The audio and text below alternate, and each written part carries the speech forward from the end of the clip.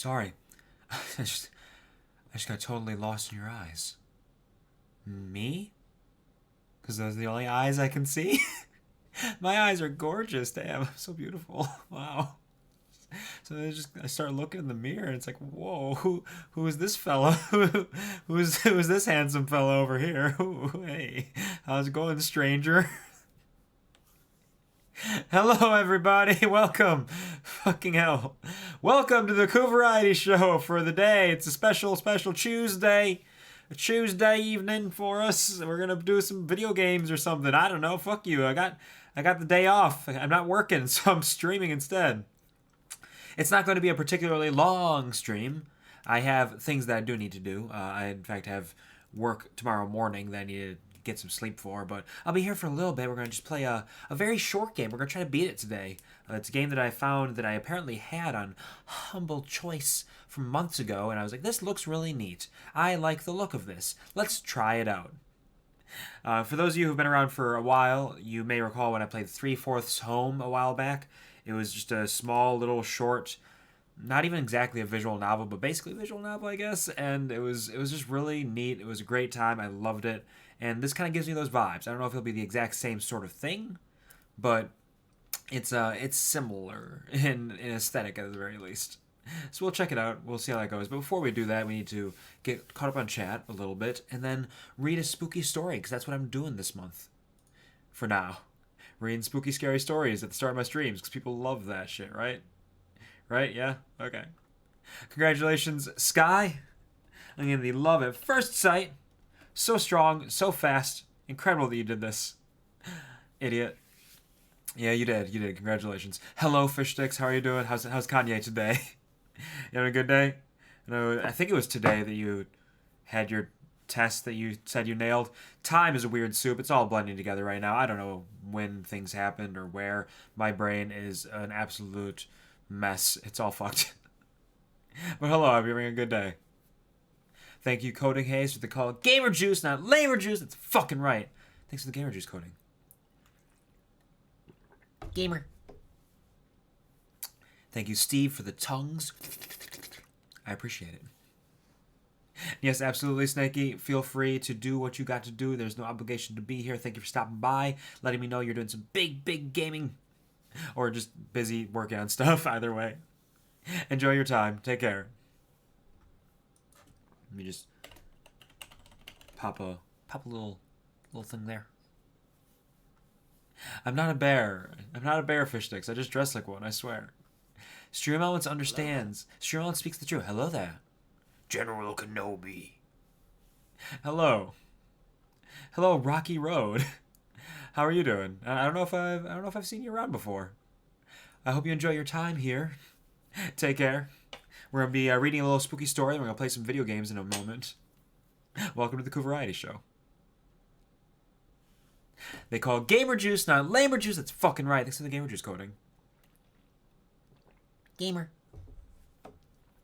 Sky, and the name is apropos because that's how high she can fly, but no, wait, beyond even that, space, infinity, and more. Check out this demon who's fierce and behold for sure, and absolutely not cute, and charming, and funny. Yeah, your satisfaction guaranteed. And mi hermano de alma, a charming, intelligent, wonderful wolf with a heavenly voice and a heart of gold. His name is Snake, and I guarantee you will love him, though not as much as I do. I'll fight you, I swear to God. He ain't heavy. He's my brother. I would be having a good day, but someone won't accept bear. I'm not a bear. I'm not a bear, Kanye. I just dress like one, I swear. It's true. Look, it's just a hoodie. Just a little hoodie. Good, haven't been here yet. Well, I'm glad that you are good. That is way better than bad, and I love that for you. That's fantastic. I see you got some Sky emotes there, so you must come from Sky to some degree. That's good, that's good. She's a very dear friend. Glad to have you here. I hope you enjoy your stay.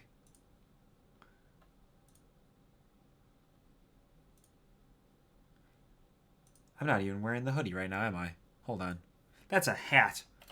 Be gone, hat. There. Much better. Bear. I'm not a bear, Shiro. I just dress like one, I swear. But hello, Shiro. Welcome to the QuvarTV show for the evening. I will be your Quvar for this time being. How are you doing? Lovely to see you. Hope you're having a good day.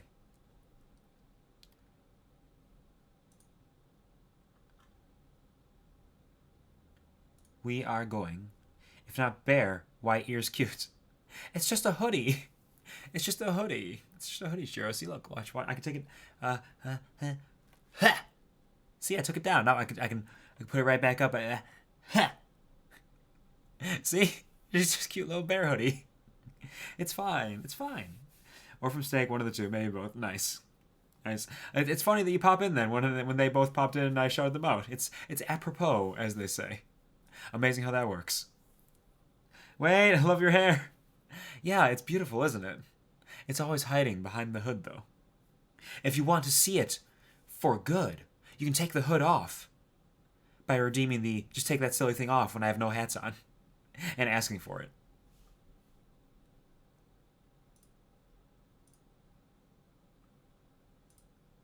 And now, give me a moment.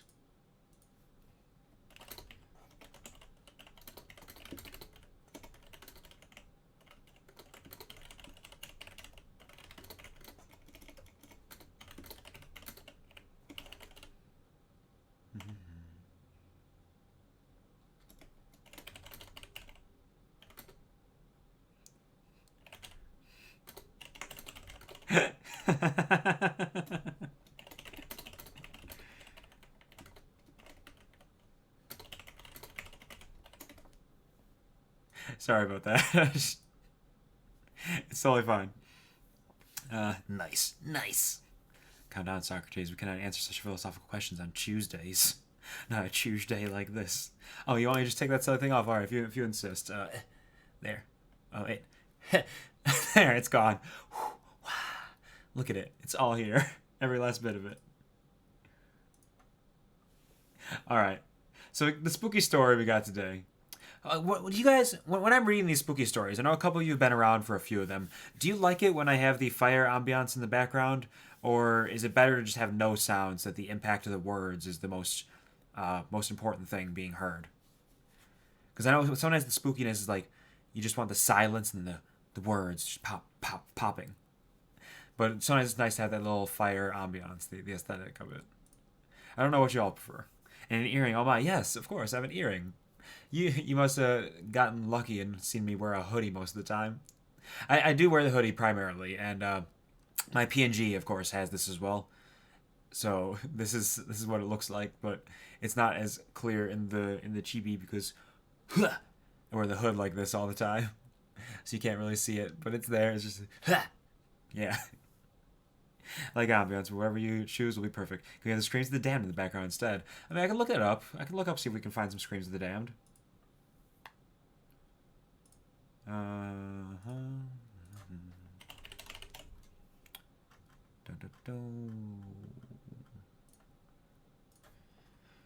YouTube. Screams of the Damned playlist.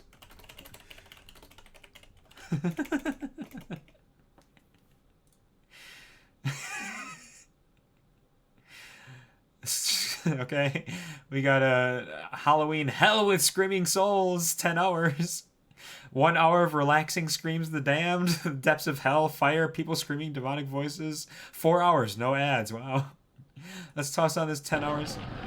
Is this it? Is this what you want, fish sticks? Is this what you've been waiting for? This. Hello, Toki. Welcome. Hope you're having a good day. Take many cares. It's getting late for you. You should probably get some rest. Thank you for stopping by. Gives a roar face of all. He just doesn't show it off. And a pineapple. I show off my stuff. I show it off all the time. Ah! Look, I got the pineapple right here. I'm so angry at these Screams of the Damned. It's true. For those of you who are unaware, Toki here is actually the wonderful artist who helped create all of this, and that makes me mad. Do you see how mad I am? It's thanks to her heart, mind, soul, and magical hands that created this.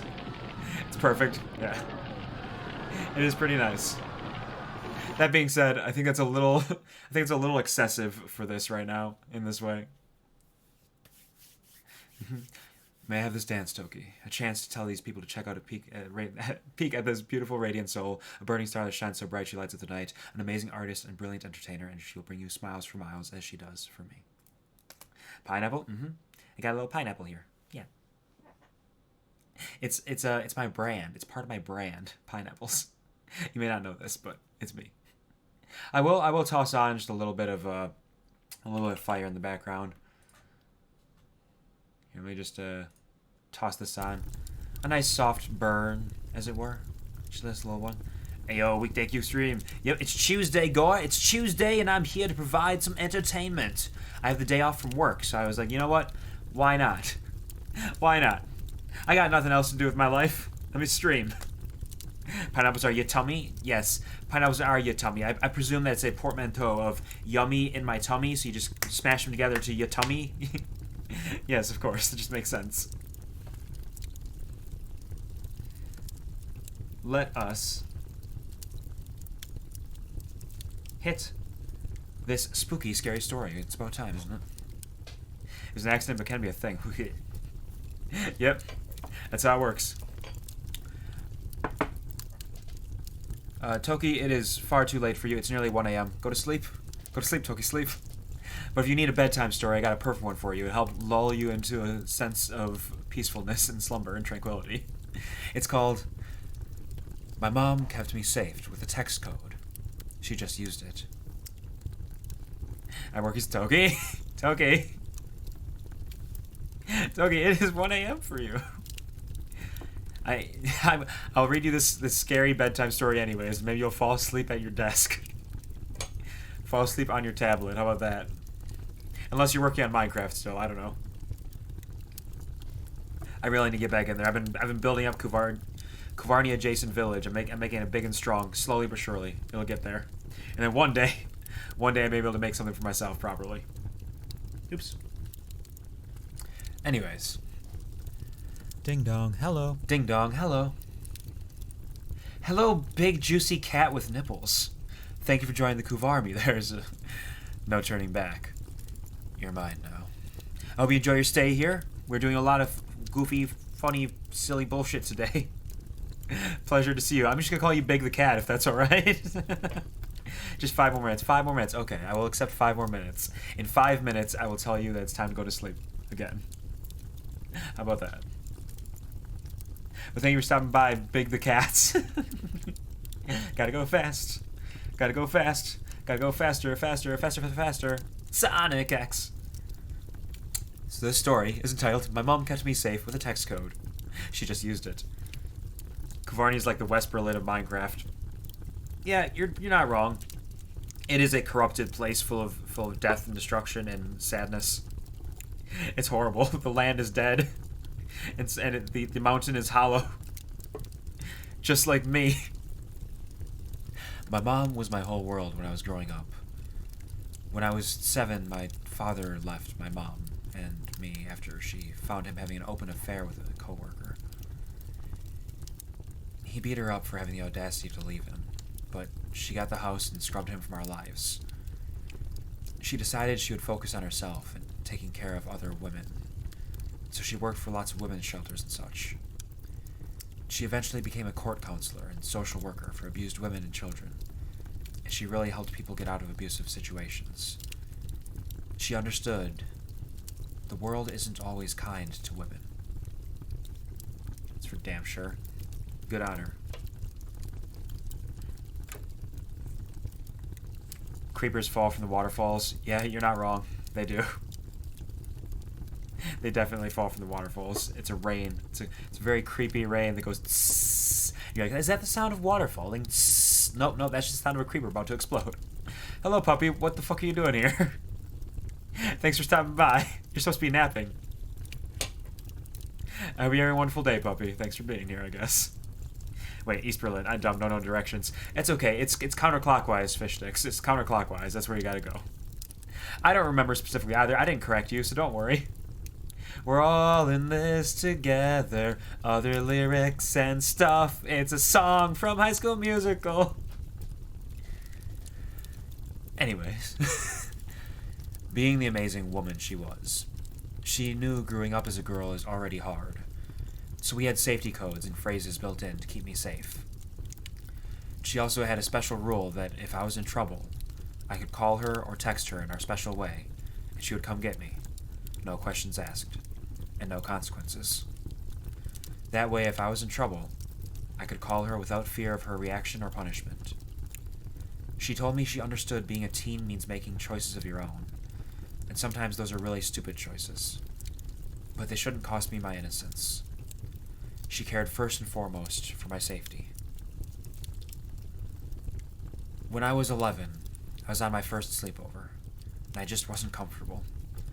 I wanted to go home, but I didn't want my friends' feelings to get hurt. Our code was 2 punctuations. If I used 2 of any punctuation at the end, that meant I needed help or wanted to leave, but didn't want a person near me to know. Me. Hey, Mom! Exclamation point, exclamation point. Mom. Hey, your uncle just called, and I might need to come get you. Can you tell your friend you have to leave? Me. Do I have to? Question mark, question mark. Mom.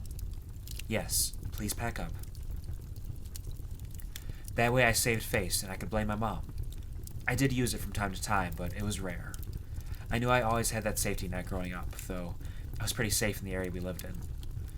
It was a small town on the outskirts of a college town, and I was advanced for my age, so most of my friends were the kids my mom was always around with the shelters, and the women who would talk me. So most of my friends were the kids my mom was always around with the shelters, and they were pretty laid-back kids for the most part. I also hung around the shelters, and the women would talk to me like I was grown, which was nice, considering I was closer in age to half of them than my mom was. I didn't hang out with any rebellious kids, and never really did anything stupid enough to be noted until college. When I started college 2 years early, I realized really quickly how safe my little town was. I was graduating early and only 16, but the college I went to was the one right next to our town, and I could live at home and drive to campus and such. I had gotten drunk a small handful of times, but my friends and I were always safe and didn't drive. My first frat party was a lot. I'd never seen so many drunk people doing such crazy stuff. It was exhilarating, but also really overwhelming. I ended up finding a quiet corner with a few people chilling. I struck up a conversation with a cute guy, and he offered to get me a drink. I know, dumb, naive girl. I didn't think twice and drank the drink. About 10 minutes later, I started feeling really strange and went to the bathroom. I had my phone in my hand while I heard Mr. Polite knocking on the door, but I could barely see my screen as I texted my mom. So based on the way the story is going, I think we're going to have to toss in a little trigger warning there for anybody out there. There's probably some semblance of abuse in this story and some very unfortunate, at least attempts at sexual assault. So feel free to step away for some time if those are things that will bother you or affect you negatively. These stories don't always have trigger warnings or tags in them for this kind of stuff. So just please take care of yourselves. Remember, when drunk drivers aren't the problem, it's the drunk crashers that are the issue. I mean, you're not wrong. You're not inherently wrong, but you're not right either. So, if you are drinking, take care of yourself and the people around you. Make sure you're doing it responsibly. Drink water as well. Stay hydrated. It'll help keep you safe and alive and healthy. It'll help get rid of hangovers too. And do not drive. Do not put yourself in a situation where you are in control of something that can hurt somebody or yourself. Just call an Uber. Call your mom. Call your grandpa. Call your grandma. Call somebody. They're willing to help, and they'd rather do that than let you risk hurting yourself or others. Speaking of hurting yourself or others, Toki, it's been 5 minutes. It's been 5 minutes. It's time to go to sleep. Or stay home. Or stay home. You can stay home too. Staying home and not driving is fine as well. Because there's nothing unless the enemy is the stairs. Toki, have I ever told you how I fell down the stairs on stream once? 5 more minutes. Okay, 5 more minutes. Am I a snooze button now? Is that what I am? I'm just a snooze button. Beep, beep, beep, beep. Okay, snooze. 5 more minutes. 5 more minutes, okay. The stairs are an enemy. And there was a time where somebody, they didn't really say it, but there's some conversation in stream about stairs. I was like, I'll fall down the stairs. I ain't a coward. I ain't scared. So I went out there and I fell down the stairs. And ever since then, they're like, I can't trust you. I can't say anything around you because I might do it. And as such, sometimes I'll kick and fight and try to punch the water in a shower and maybe fall. Sometimes I'll do headstands in the shower, but I do them amazingly. Perfect balance. I can sing a song like that. I'll get there. I fell down the stairs very carefully, though. It was a very controlled fall. I basically kind of just, like, laid down and slid. I did slide head first, so, like, maybe that's not the best. Maybe that's not the best idea, but I tucked my chin.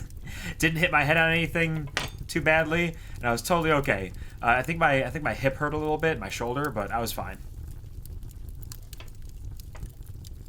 But yes, we will destroy all stairs, Toki. Do not worry. We'll raise every building to the ground so that it's just ground level, no stairs allowed. Not anymore. They are the enemy, and we'll defeat them. Call an Uber and offer your Uber driver a drink. I mean, that's a method as well. But you should offer them something simple, like, you know, hey, you're working very hard, it's late into the night, here, have this energy drink. Get some energy in you. Anyways, back to the story, again. Could barely see this on my screen as I texted my mom. Me. I'm at street redacted. Can I stay a little past curfew, question mark, question mark? Mom. Absolutely not. I'm coming to pick you up right now, young lady. Me. Exclamation point, exclamation point. It was all I could see to press my rapidly blurring state before the guy managed to get the door open and help me out of the bathroom. He checked my phone, saw the messages to my mom, and with a snide huff, called me a worthless baby, kicked me in the thigh, and left me sitting in the hallway alone. I know for a fact my mom got me out of a horrible situation that night. Part of our code was, if we included an address, it was an emergency. An address meant danger. She had burned that into my memory. Know the address. Write it down. Copy it as a memo on your phone. Anything. So I memorized addresses before I went to parties. And she saved me that night. Oh, fuck. Stories like this always fucking get me. Don't mind me, I'm just crying a little bit. Fucking... Some people are so goddamn horrible. Absolute shit bags. And I will not stand for that. I will not stand for people to be abused in any way. Especially this way. People who are innocent. And this is fucking bullshit. And I'm very I know this is a story, but I'm very happy she has her mom to help her out. I'm very happy her mom is such an amazing lady. It's a beautiful relationship they have. Fuck that dude. Yes, hello, Violet. Hello, welcome to the stream. We're reading a little spooky, scary story that has some very real bullshit in it, unfortunately. I hope you enjoy your stay. I hope you're having a wonderful, fantastic day. Fuck this dude. I know, right? Kicking someone in the thigh. Big loser energy. Nope. No thigh kicks. Not allowed. Not here. Hello, I love you. Hello. I love you. Won't you tell me your name? Love you too, Violet. Hope you're having a great day. Your spookies are always the best first. This is true. This is very true. It is the way. Hey, you're working late. Here, have this 120-ounce vodka, 8 shots of tequila, 1 keg of beer, and 3 bottles of scotch, and a triple your tip if you chug it all in 10 minutes. Have fun driving people home. I don't agree with this, Fish Sticks. I don't agree with this, Kanye. You're causing danger. You're causing some big danger. It's funny. It's comedy. But don't do that. They're working very hard. They're important.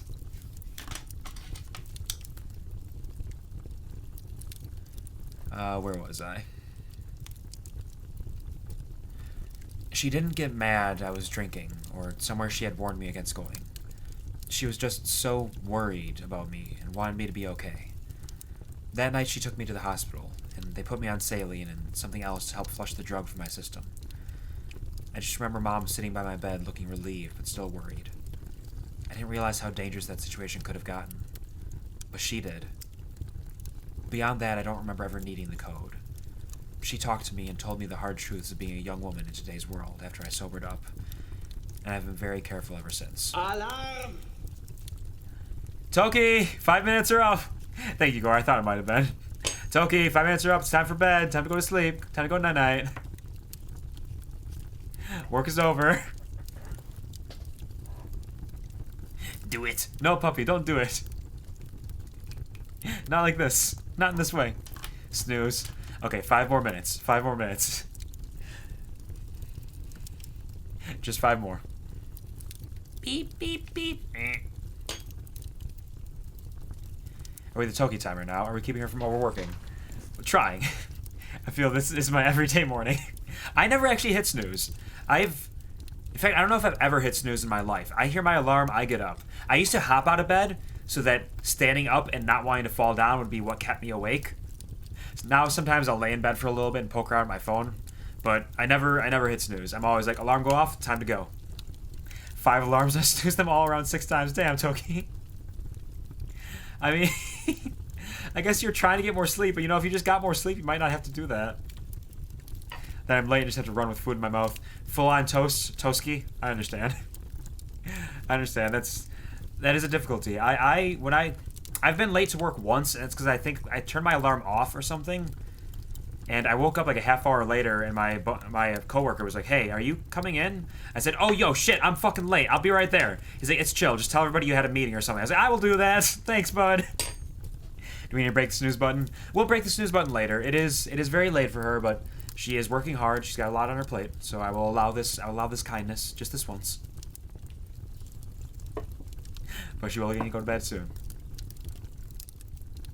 I disabled snooze after one bad accident. Yeah, it only takes one. I've overslept twice so far. It can happen. It can definitely happen, especially when you don't sleep enough. Especially, hey, Toki, truth or dare? Truth or dare, Toki?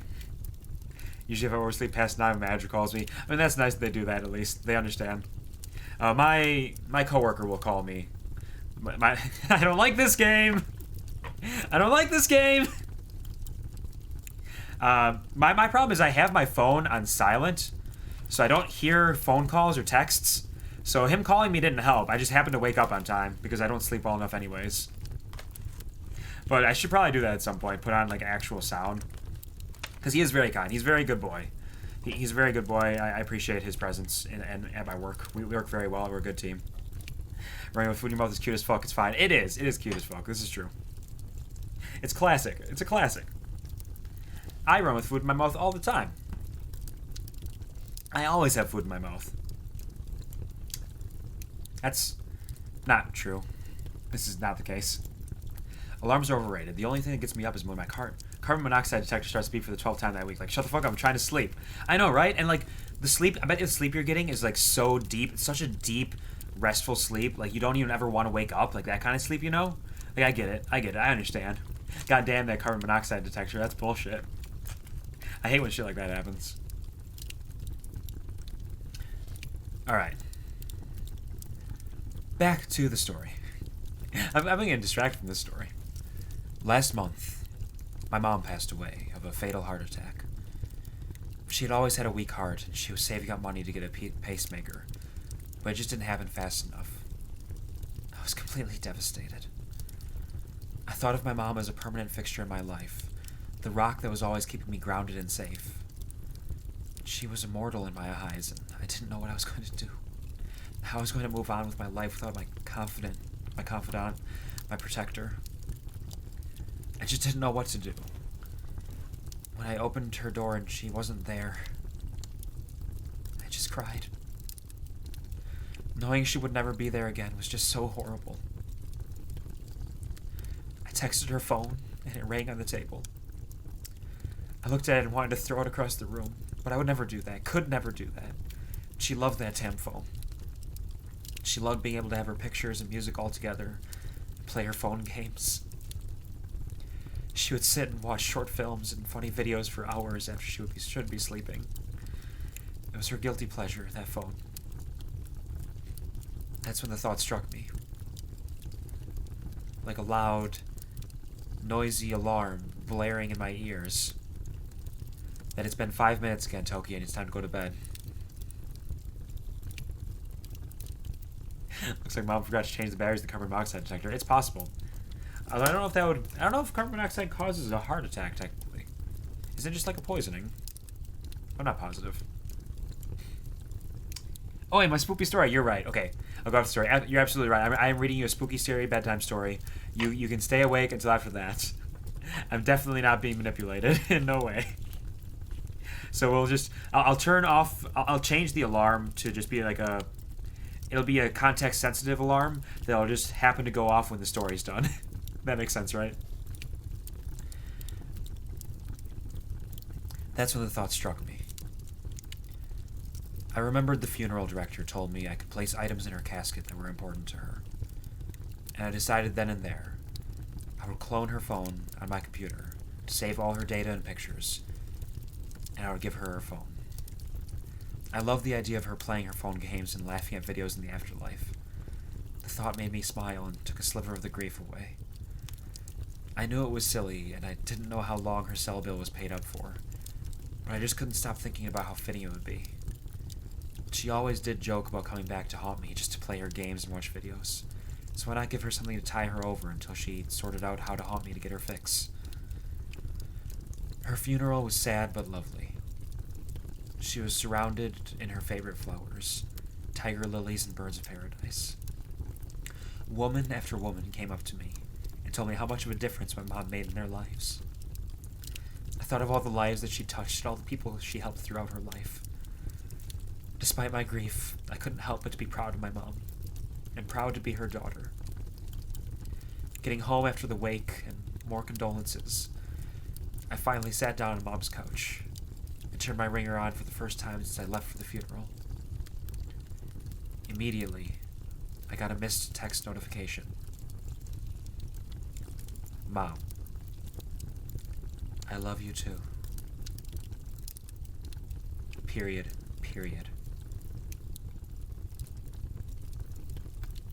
I stared at my phone. The text I had sent her the day she died was there right before it, so I knew it wasn't a spoofed number. I thought for a minute that this was some prank, but I couldn't figure out who would do something like this. I decided to assume it was a well-meaning friend of my mom's who maybe shared her number. Me. Please don't text me from this number. This is my mom's number and she just passed away. I waited. I saw the ellipses of typing. My heart was in my throat as I waited to get a text back from whoever was using my mom's phone number.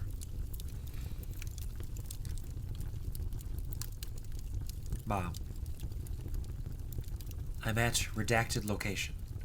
Can you come visit me? ? My heart froze in my chest. I hadn't noticed on the first message. I was too freaked out. 2 periods. I reread the second message. That was the cemetery's location, with 2 question marks. She had to have been buried alive. I called the funeral director and begged him to meet me back at the plot. Something was wrong. He swore up and down she couldn't be alive. They didn't do an autopsy, but she was dead. I just cried and begged and showed him the text until he finally agreed to meet me and help me find out what was going on. I put that phone in my mother's casket myself before they sealed it and lowered it down. Nobody has that phone but her. Finally convinced nothing would soothe my panicked crying, he called an emergency exhumation. The ground was still freshly filled in, so getting her dug up was fast and easy. They opened her casket and her phone was in her hand, rather than in the purse at her side. I had put it in there with her. On her screen was an unsent message to me. Mom. Under me. ... That was the day they found the first body. Hello, Jasmine. Welcome to the stream. I hope you're having a wonderful day. We're reading a spooky, scary story. It's a bedtime story for Toki at this point. I hope you're enjoying your stay. I hope you're having a lovely day. So you can't trust a heart attack. Anything short of an anti-tank rifle is going to lead to lich problems. It's very true, and even then, you have to destroy the phylactery. If you don't destroy the phylactery, they'll just come right back.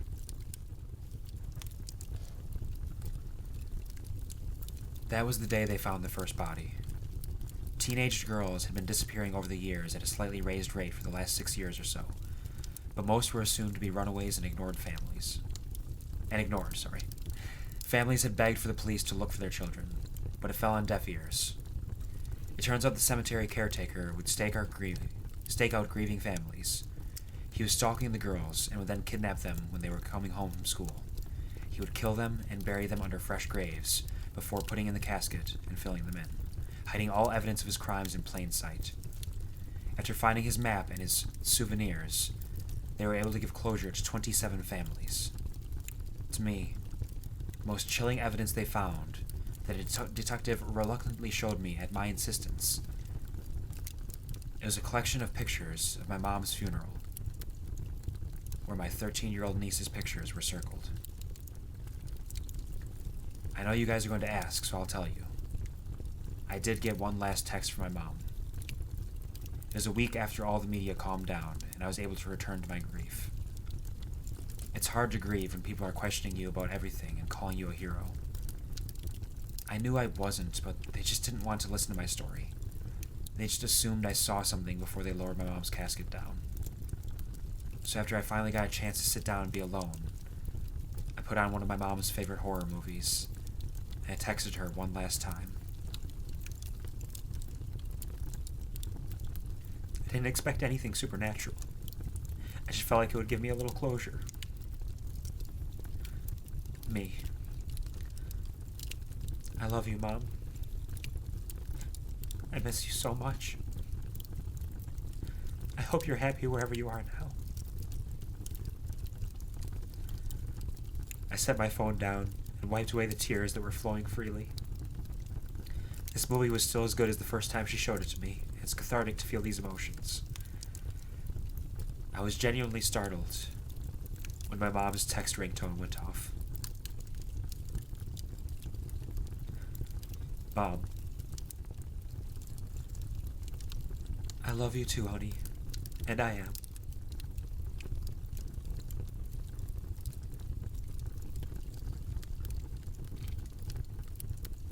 Ah, fuck you. Fuck you, story. God damn it. I hate you, you son of a bitch. How dare. Ah. Disgusting. Oh, man. That story wasn't, like, super spooky, but it was good. It was good. It was powerful. Ah, fucking hell. Ah. There we go. Story's over, Toki. It's time to go to sleep. It's been more than 5 minutes. I read you a bedtime story. Time to cuddle up, plank, starfish, whatever you gotta do. Get nice, comfy, and cozy. Get some rest. Hey, Mom. I'm not a mom. I'm just responsible, and I care. So if I'm to be buried, I need them to make sure I'm deceased. Yes, you need to tell them, put that in your will, that double tap. Just say double tap, it's all I need. New collectible unlocked. 1 out of 700 corpses found. Find them all to unlock a secret outfit. Nice. Love that. Clip the story and show it on the Try Not to Cry stream. I mean, like, yeah, that would work. Probably. See, the Try Not to Cry stream is a very unique thing. Like, Try Not to Laugh stream, I was trying not to laugh. Try Not to Cry stream, I was engaging. I was making sure I was fully engaged with every piece. So there was a lot of tears. It was great. It was beautiful. Try Not to Aw stream, I'm still kind of figuring it out. I'm not sure how I'm going to play that. I think I'm going to try not to awe. So then when I do aw, it's like, oh, that's so cute. Oh, that's so sweet. Oh, that's so lovely. You know, that kind of stuff. Ah. Yes, Toki, it's time to get some rest. Go to bed. Sleep tight, dream bright, have a wonderful, beautiful night, and hopefully the sun will rise brighter on you tomorrow, and you'll have a fantastic Wednesday. Just a lovely Wednesday after this Tuesday. Time to get some bed. Shut up, Violet. You don't hear shit. You didn't hear nothing. You ain't heard nothing. It's time to get some bed. At least 1, maybe 2. Make Overwatch work for me, damn it. Hey, Overwatch. Hey, Overwatch. You a piece of shit. If you're gonna be the testament to the horrible working conditions and horrible behavioral conditions of Blizzard, the least you could do is actually work and actually function. Steve needs some video games. I heard shit. I don't know. You didn't hear nothing. Thanks, boy. You're welcome. All right, I'm gonna blow my nose. I'm gonna go blow my nose. So listen to the. Here, I'll toss on Rainbow Dancer for you for a second. Here, listen to Rainbow Dancer, and I'll be right back. I'm not even gonna go to BRB. It's gonna take a second.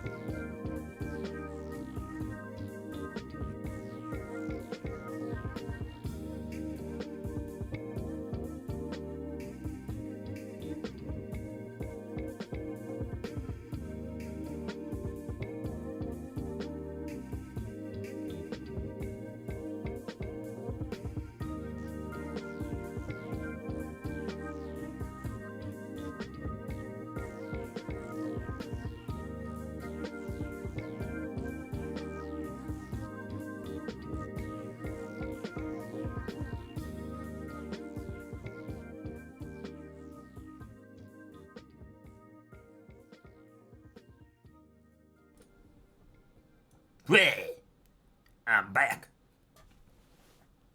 Baby, I'm back.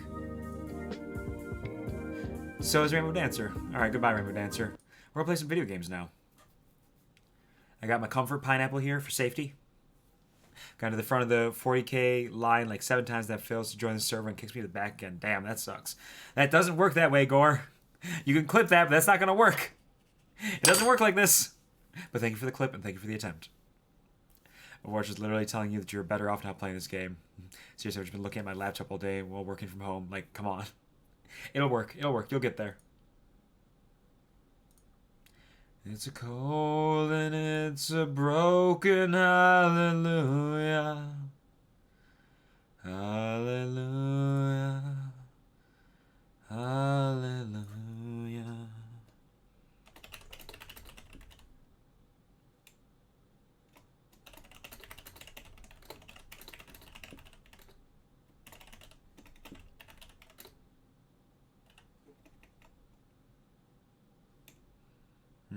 What, this is going to be like a...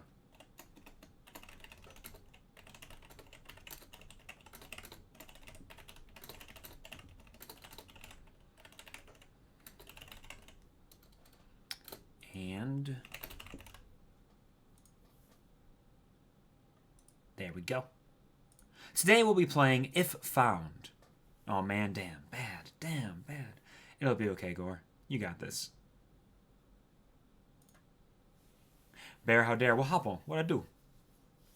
Hello, Bioshark. Welcome. Hope you're having a wonderful day. Thanks for stopping by. Oh, the hood? You want the hood back on? Do you want the hood back on, or do you want a crown? Like, what do you want? You stream all at D&D? These things happen sometimes. I hope you're having fun at D&D. Roll some dice. Roll some click-clack math dice for me.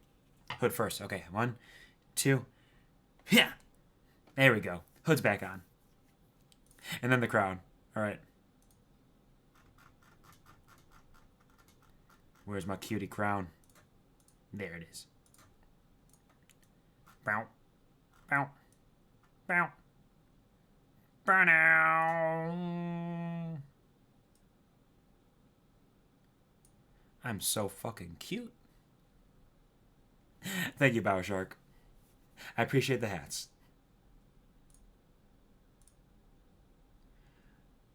So yeah, today we'll be playing If Found. I don't know much about the game. I just happened to find it. I got it from Humble Choice, and it looks really nice. It's got a lovely aesthetic. It's beautiful. It seems like it might be sad, which can absolutely be my jam, obviously. So let's take a peek at it and see what we have found here today in this way. I have not set it up on OBS because you know me. That's what I do. Bam. Go here. And add game capture. Ifo funds. Yes, Ifo funds is exactly the same as If Found. This is true. If found.exe. Thank you. There's that. It's so big. And pop it down here. And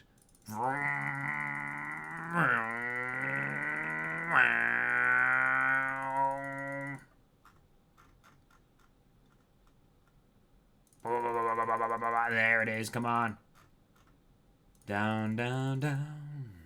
The ring of fire. The ring of fire. And it burns, burns, burns. Overwatch 2, yeah. Super long queues and no return. Very soon this game will burn. It's the same shit they added to 2, yeah. Overwatch 2, yeah. Overwatch 2, yeah. I don't think I know that. I presume that's a reference to a song of some kind, but unfortunately it's not one I'm familiar with. At least not in this way. Not today.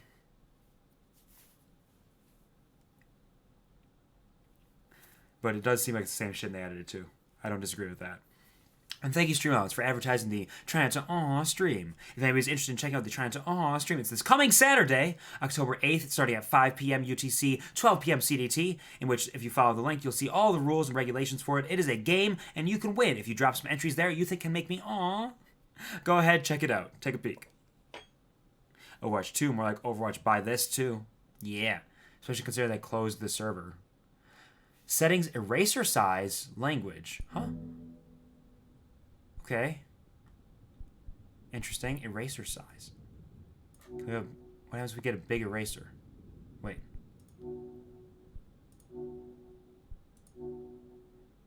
Erase? Erase everything. Huh. Huh. Interesting. Oh. Let's shrink down this eraser. We're on some fine tune.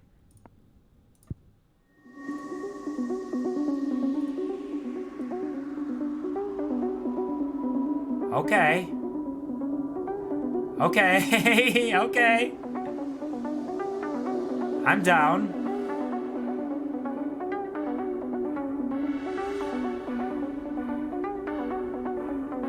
Yeah. Woo! Let's fucking go! How's the volume on this, by the way? It seems pretty loud to me. Is it loud for you all? Should I turn it down? It seems very loud, in fact. Volume go down? A little loud. So loud and so strong? That's what I thought. We'll do master volume down like 50% maybe, see how that goes. That'll be a little bit better. Now, how I feel about the making of a phone number on your account to play as well. Yeah, that's a little unchill, I suppose. Like, anything that requires you to go, like, super far out of your way to, like, make accounts, make extra things happen, just so you can play the game is kind of shite. Unfortunately. This game seems pretty neat so far. I don't know what's going on, but I like the aesthetic of it. It doesn't seem that much quieter. Hold on. Audio, master volume, down even more. That's a little better. They did it to try to prevent Smurfs. I suppose, yeah. It is a method. Might not be the best method, but it is a method. Oh, shit, I can erase even more. Okay. Let's go. This game is beautiful, and it's got nice music, and I don't know what's happening, but I'm having a good time already. Erase it all. What's next? What's next? Oh, yeah. Yeah. This is an opening credits sequence right here. That's what we got. Woo! Fucking hit me with that artsy bullshit. Yeah! Fuck. I clicked out of it by accident. Okay. Going to space!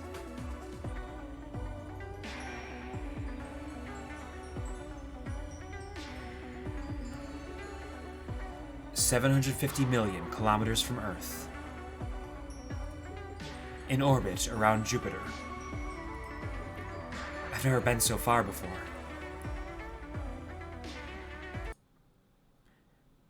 Sorry, I had accidentally also highlighted the entire chat. Okay. Show me Jupiter, baby!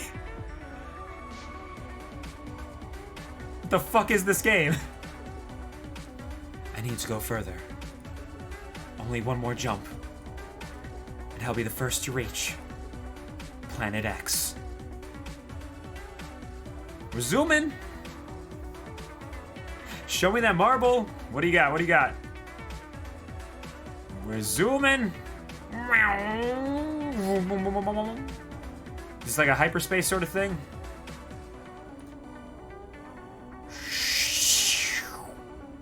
Or is this Planet X? Only one way to find out. Gotta erase the hyperspace. What are we looking at here? Let me in. I'm still alive. I did it! I'm directly within the orbit of Planet X. I've proved the theory. It's real. But where is it? Only one way to find out, we gotta go closer. This was not the way the game was described to me. The game's synopsis mentioned going back home to Ireland and destroying your diary. I can feel its gravity. How can it be so small when its pull is so strong? These readings. Something is wrong. What could it be? Erase to find out. It's the ring! It's Ringu! This is a black hole. Uh-oh. I can't erase a black hole. The black hole does the erasing. What was that? That was a person. Was that her or was that somebody else? Curious.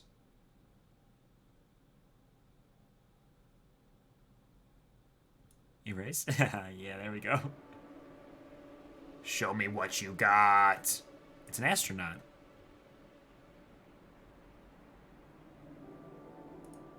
I have to erase more. Oh, no, I gotta erase again. There's the first layer of erasing, then there's the second. Oh god, this game is gorgeous.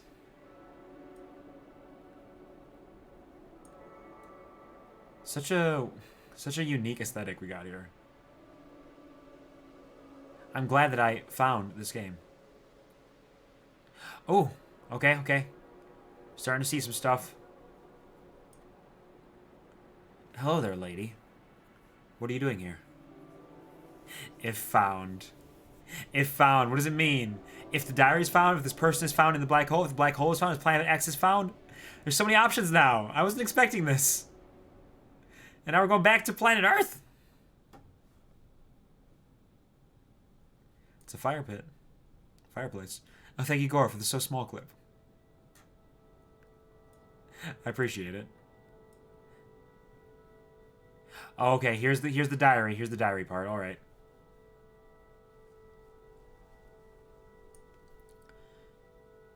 This book belongs to somebody. December 3rd, 1993. I'm home. My name is Cassio. Things to remember. 1. Your earliest memory is your dad holding you up on the beach, lifting you over the waves, rain coming in. He said, best get back, or your man will worry. I can't do an Irish accent, so I'm sorry about that. It's just gonna be normal voices. I can't do Irish accent, because I know they're from Ireland. That's the whole thing here. So my apologies. 2. You finished 2 goes of college. You're undergrad, you won't even survive on your own. If you stick with it. But that's not there, is it? Can we erase that? Oh, fuck! Okay, never mind. This book belongs to somebody. We read that already. Oh, we're erasing the diary. Oh, shit. Okay. 1 line at a time. There she stands. Right there. And there she goes.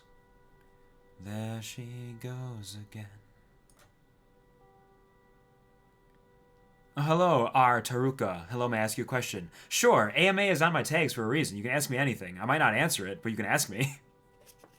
Go ahead. Feel free. While I sit here and erase the diary of this Irish lad? I'm not actually positive.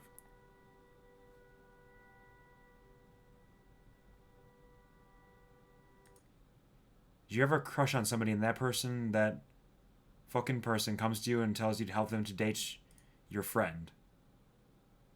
I don't believe I have. Not exactly. Hold on, let me think about that.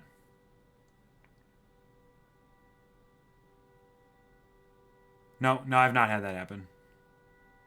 But I know that does happen to people, and it is terrible and dreadful. And I understand that. And I help them get together, and now they plan to get married, and I'm the best man. That is very rough for you. I'm sorry that's happening. But just know that life does not end at that one point. Life is endless possibility. You cannot shackle yourself to the past. You cannot blind yourself to the future and the possibilities of the future. You need to be able to see the possibility out there. It's not true. It's fun. It is fun. I mean, I guess if it's fun for you, in a way. Like, as long as it doesn't hurt you, like, go ahead. Pop off. Enjoy your time. Do what you gotta do.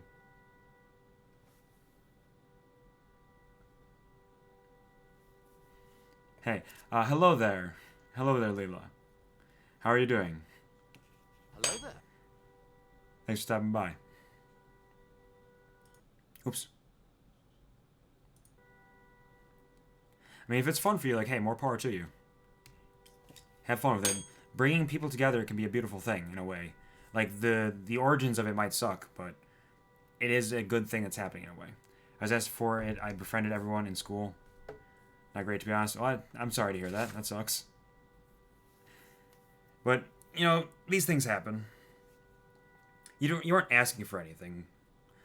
The only thing you're asking for is continued misery if you keep yourself shackled to the past. I know it sucks, but, like, there's so much out there. There's so much out there beyond just this. Life does not end at this point. It continues, as long as you allow it to continue. December 3rd. Ding dong, hello. Ding dong, hello. Oh, you motherfucker. You motherfucker. Thank you, Gore, for the ding dong, hello. I appreciate it. You bastard. You got me again. And you can tell you got me because I clicked out of here to check to see if there was a follow.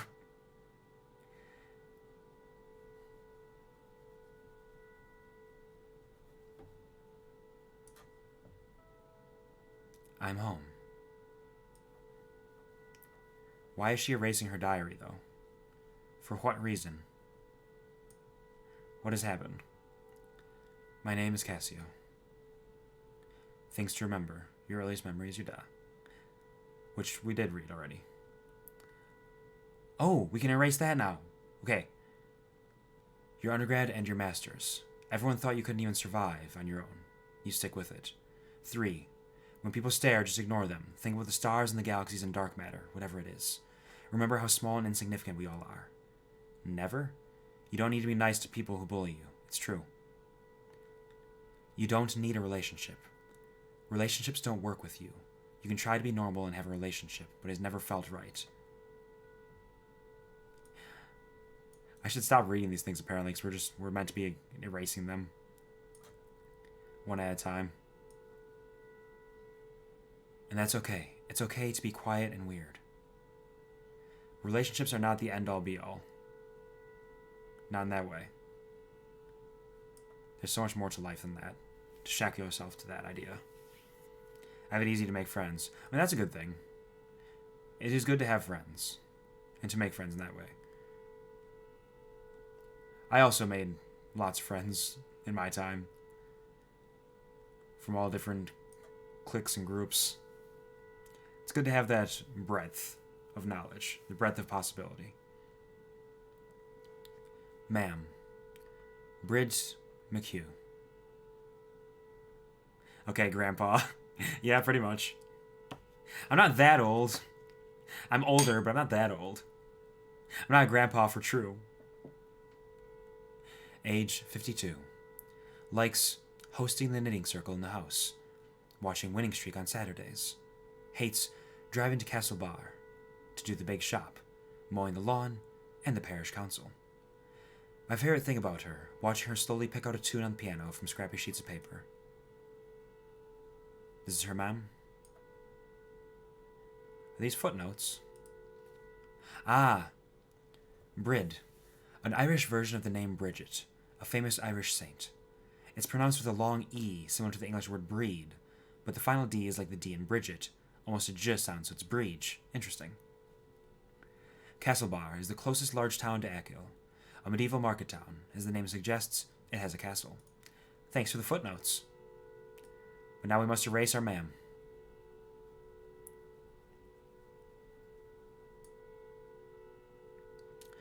Things to remember. Grandpa, I knew you were old from the second I saw pineapples. What's that supposed to mean? How are pineapples old? Pineapples are new age shit, right? We love pineapples, always and forever. This is my comfort pineapple. It keeps me safe. Keeps me feeling strong and bright. I'm back and I'm black as the Twitch chat claps. It's a fact, they all want to hear my rhymes and slaps. That's how it's fucking going, Q. I know you're fucking owning, dude. Grinding this games, crowd screaming your name. I was gone with shame, but now I return. So how's your motherfucking day? Fishnay's back. Welcome back, Fishnay.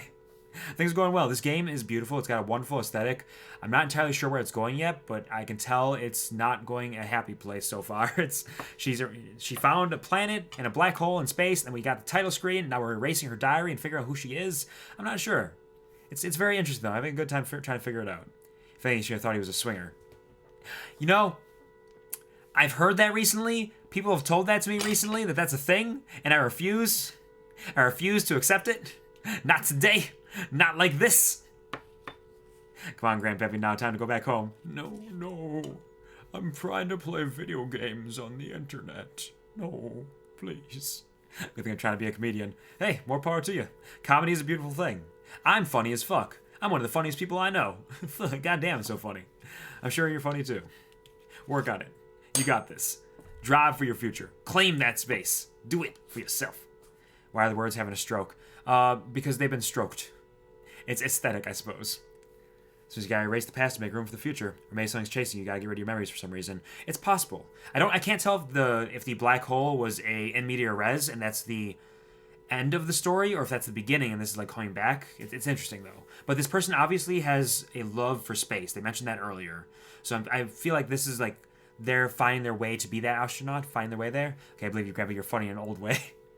I'm very funny. Real knee slappers out here. That's for damn sure. Thanks for believing me, Taruka.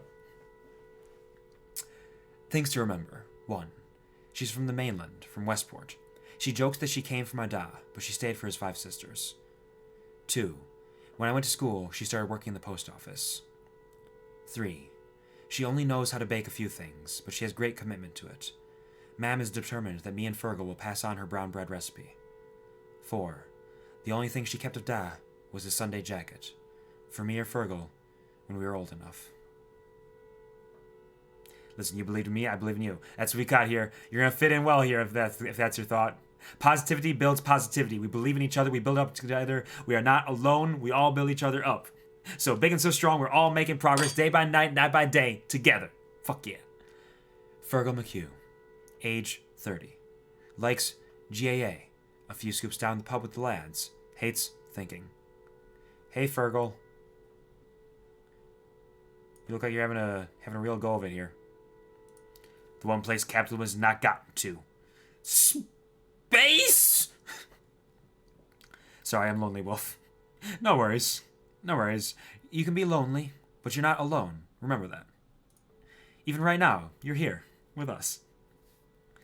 GAA is the Gaelic Athletic Association. This is the organizing body for the traditional Irish sports of Gaelic football and hurling, which are very popular, especially in rural areas.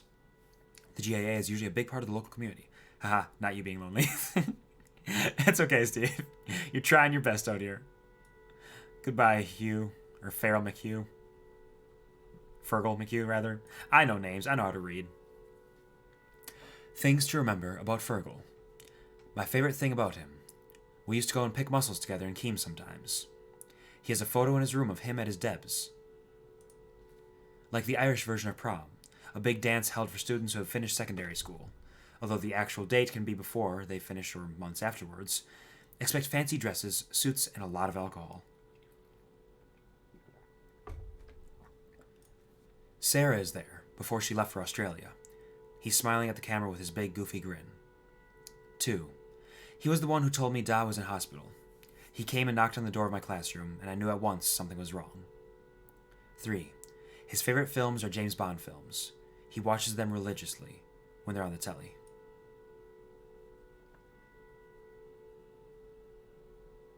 Erase you, Fergal. I'm sorry. December 4th, Saturday. I'm home for a month. Then I can get back to Dublin.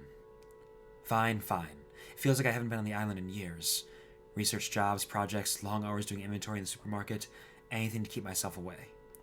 If somebody shows me kindness, I'll repay it 100 times over. As long as you're repaying it, as long as you're doing so without damaging yourself, you should not bleed out for people even if they are kind to you. It takes two sides to build a bridge. Both sides need to build. You cannot build on your own. Make sure you care for yourself just as much as you care for other people. It's important. You cannot pay back kindness properly if you are not kind to yourself, because you only tear yourself down in the end. If you want to be kind to people a long time, you need to be kind to yourself first and foremost. Love is a powerful thing. Kindness is a powerful thing. Self-love is the first thing. Don't forget that. I wanted to write a letter to Ma'am. Hi, this is who I am. Here's my name, Ta. Couldn't it? Good memories here, too, for what that's worth. Tea, hot water bottles, say your prayers, sleep tight. Mammy loves you. Loves you. Tea in Ireland always means the blend Irish breakfast. It's an extremely high caffeine variety, almost always drunk with milk, and often with sugar, too. Hot water bottle. A rubber container filled with boiling water and covered with soft cloth. Electric blankets weren't common in Ireland in 1993, so hot water bottles were essential for cold winter nights. Interesting. Irish breakfast! I know you got some Irish breakfast out there. I only have English breakfast here, but Irish breakfast is not bad at all. I'm fine. So say you and the scribbles and the erasing. Let's finish erasing this. Won't need to build anything because I'm 6'11" and can jump anything. Damn, that's tall as fuck. Why are you so tall? Why you do that? Can you grab the cookies for me? They're on the top shelf. I need them. I need some cookies. Yeah, you can jump over pretty much anything with that. Although the problem is jumping over something's not too much the problem. It's when there's the I guess you're talking about like jumping the gap. I mean, that doesn't work exactly that way because you'll jump, but then if they aren't building their end, then the land will not be properly tilled and like saw and hardened, and it won't be properly prepared for the foundation. So you'll land on the other side maybe, but then you'll probably slip, backslide, and fall over. It does take two sides to build a bridge. This is absolutely true. You cannot support any relationship with anybody, friendship or anything more, if you are the only one putting the work in. Yes, I'll get the cookies. I'll eat them in front of you. Damn, damn. That's so brutal. Trying to kill me out here? Come on. Damn. Sunday. Back from Mass. No air in this house. Nobody has drawn breath here since Dad's wake. Wakes are an important part of Irish funerals. It's an often upbeat get-together held the night before the body is buried, where neighbors come over, reminisce, and tell stories that celebrate the life of the deceased. Don't want to stay virgin forever? That's chill. There's nothing wrong with that. That's a living. But that has nothing to do with loving yourself or taking care of yourself. That has nothing to do with supporting the people around you and yourself. That has nothing to do with any of that. You can do all of that, and you should do all of that, regardless of whether you're a virgin or not. I can't stand sitting around. I need to breathe. I pedaled down the road like if I just went fast enough, I could leave it all behind.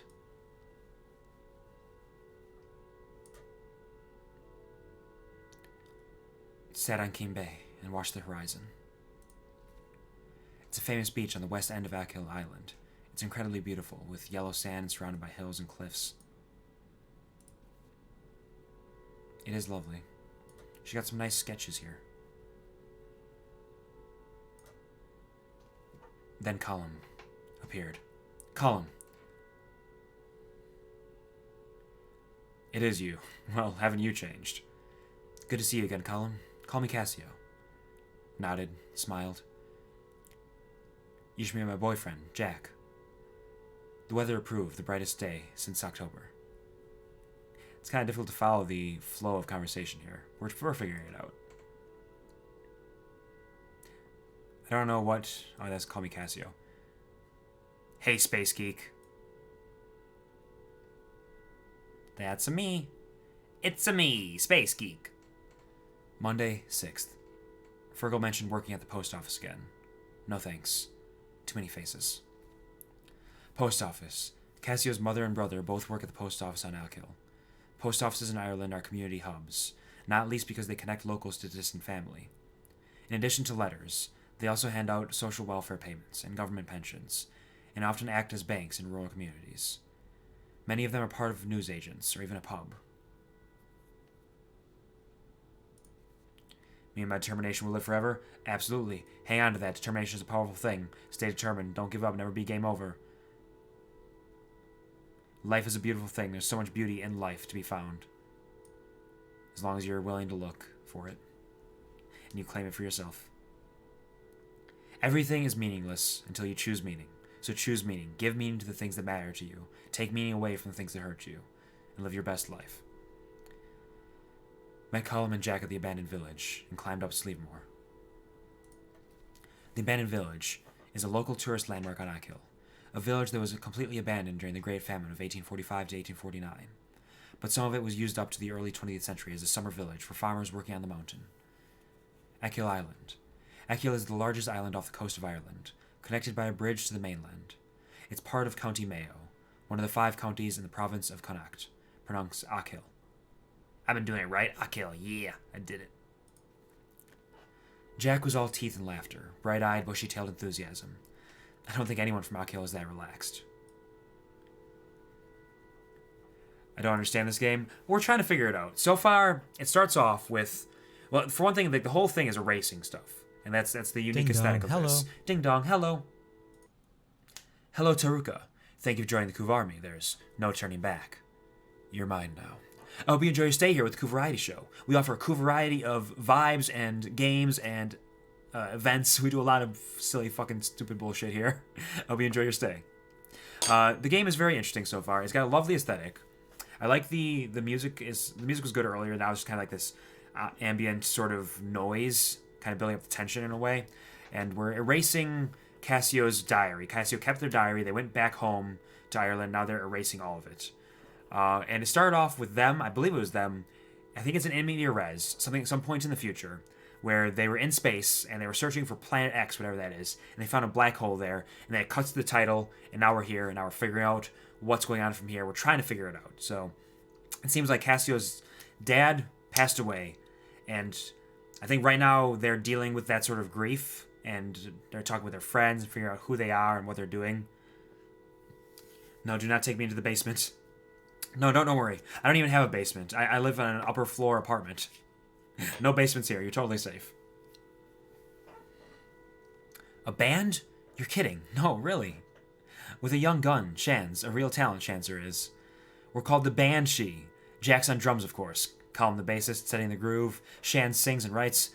I wonder what he's like. And the way that the diary is written is very much like a stream of consciousness thing, so it's not the clearest narrative either. It's a little bit unclear. Oh, not garbage? No garbage. Not around here. No garbage allowed. Standing on the cliff, looking out over the horizon.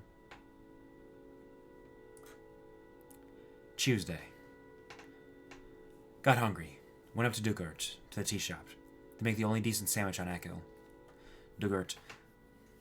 This is another village on the north coast of Achill. It's always been one of the tourist hubs on the island. Pronunciation, Dug, like the past tense of dig. Ort rhymes with hurt. Duggart. So Duggart. Then what do I do here? You're not garbage. You're not garbage. No way, no how. I will not allow that. You are not garbage. Absolutely not. You've been here moments and I know you're not garbage. And I will not allow you to speak yourself that way. Recognize your value. Recognize your worth. That is what you do here on the QuvarTV show. Self-love is the first thing. Love yourself. I guarantee you there are plenty of reasons to. Telling and hearing 5 years of stories. Comment much more than me. You said I'm garbage. Did I say you were garbage? I don't remember saying you were garbage. I don't remember that. I didn't say that, did I? Nah. No way. That didn't happen. Surely it was a misunderstanding. Nah. Thanks, Steve. You got my back. Fight me who says I'm garbage. Yeah, fight people who say you're garbage. Damn straight. Throw hands. Recognize that value. Come hang out with us if you want some space, Cassio. We're out in the big house, out towards Keem. The three of us are living there together. It's amazing. The big house is a common nickname for the houses that belonged to the Anglo-Irish aristocracy in the years before independence. Yeah, it's grand. At least after we cleared all the broken bottles. Come watch us practice. Grand is a typical Irish expression. As an answer to a question, it means fine. As an adjective, example given, a grand old day. Grand stretch in the evening. It means lovely or nice.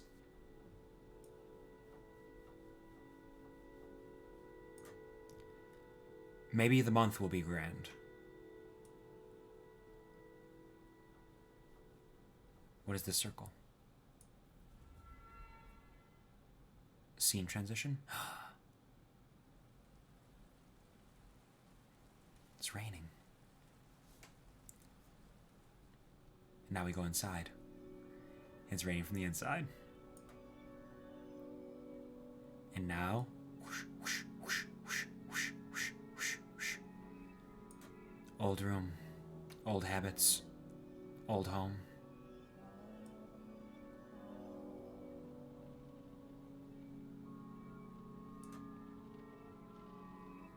This game has a beautiful aesthetic. I love the way it's carrying itself, too. I mean, maybe nice. Love that for you, Steve. Get some gaming. Get some big, good gaming. Crush them. Crush them into the dirt. Destroy them. It was nice to be fed and to sleep in my own bed. Although it felt like a coffin. So dark and so empty outside.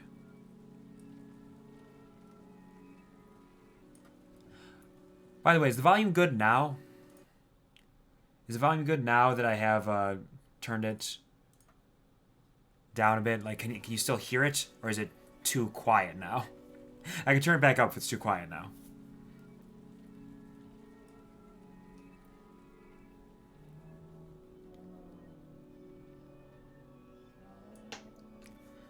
I got up to think and to figure out how to talk to her. Oh, there she is right there.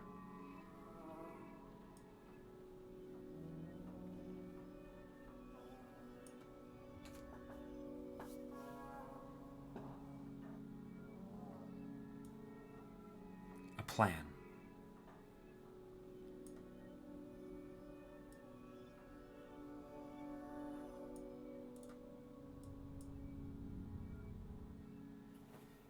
"2:12 a.m. December 8th. Things fall apart. My wee pets, what are you doing awake at this hour? Hey, ma'am. Just want to make a cup of tea. Oh, the pot's on. Lovely. What do you have there? Nothing. Ah, I thought you might be drawing. You used to do such lovely drawings when you were small. Our little artist. Maybe I should have gone to art school instead. You had so much potential. You could have done anything you put your mind to. Did you know Luke got a very good job in Castlebar, working for the bank? Well done, Luke. He said they're always looking for people, said it's very technical, lots of numbers. Ma'am, not this again. Don't tell anyone, but his ma'am said he's making near 35 grand a year. That's nothing, that's not nothing, dear. Ma'am, I'm going back to college in January for a PhD. And what does that get you? What will you do then? Will you make any money with that? You can't keep scraping by, pet. You know we can't help out much. I'm going to do what I really want to do. Stars and things? Yes, the building blocks of everything. Well, okay, and how are you going to look after yourself? Not to mention, of course, a family of your own. Pet, I just don't understand this whole alternative thing. There was a great show about teenage phases on Liveline the other day.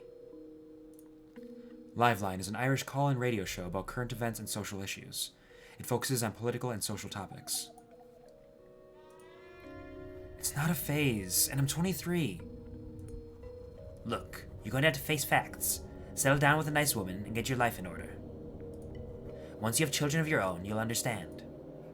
I don't want the same life as you and He wouldn't even entertain this for a second. We always wanted the best for you and Fergal. Then let me live the life I want to. How can this be the life you want, with that hair and those clothes? It's none of your business. Oh God, you're really lost. Dublin, that university, it's changed you. You let it. You're not the person I've known. And what gives you the right to say who I really am? Don't you dare take that tone with me. I'm your mother. Well, you should act like it then. What does that mean? Aren't mothers supposed to love their children? Well, you have no right to say that. I've struggled every day to raise you. And if not for me, you'd be out perishing in the cold. Ungrateful Wayne! Jesus Christ, I can't take another minute of you. Come back here this instant! And don't take the Lord's name in vain!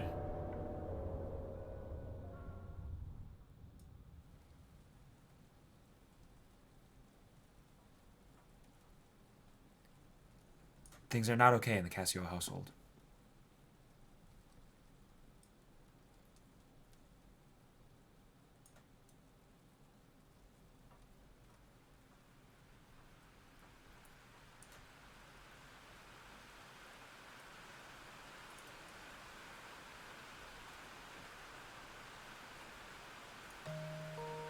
Showed up at Column's door, soaked to the bone. In my head, I could hear Mem saying I looked like a drowned rat.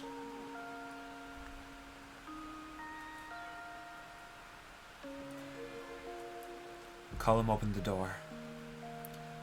He looked at me once and took me inside.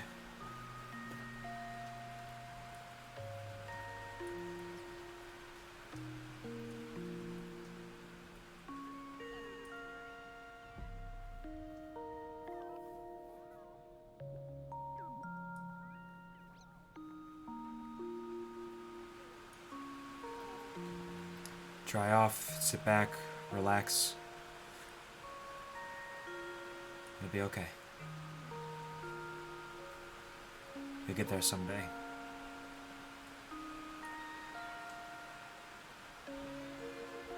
Oh man, Cassio's really going through it right now.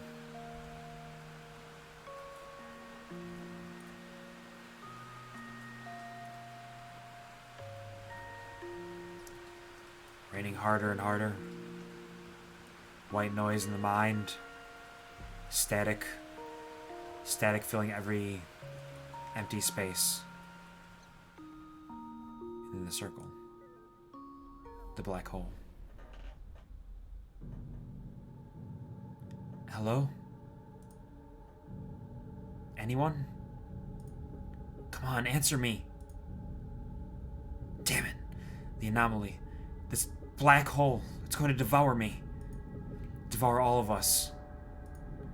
One last message before communication cuts out. I'm going in. If I can't save Earth, at least I'll find answers. Dr. Cassiopeia, over and out.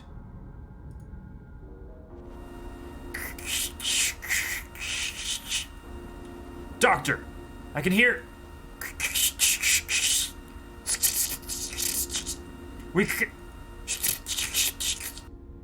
Hello?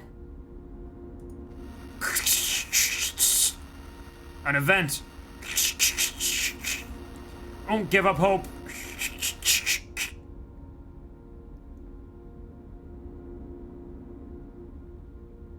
Friendly reminder, do not enter black holes. But you gotta save Earth, Gore! They gotta save Earth!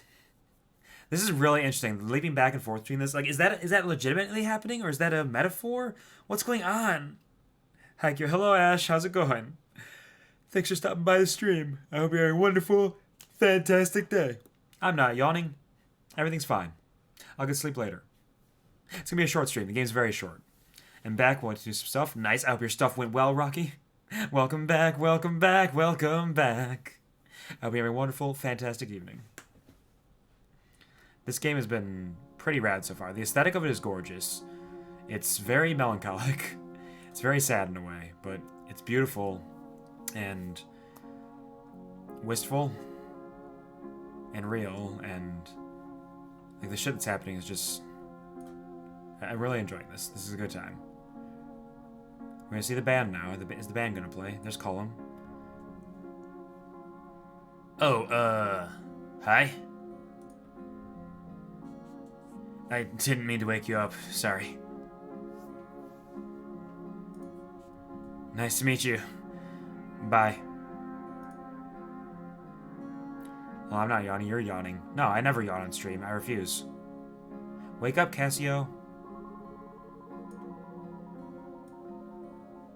No, go back to sleep. Oh. Cassio's so cute. Look at them.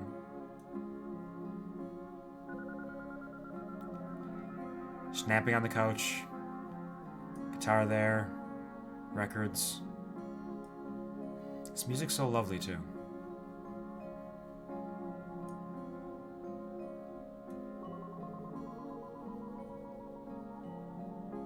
Banshee, of course. It took me a long moment to realize where I was. My head was throbbing.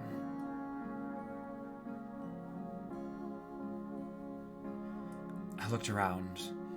It was the big house, Cullum's new place, the squat. My breath relaxed.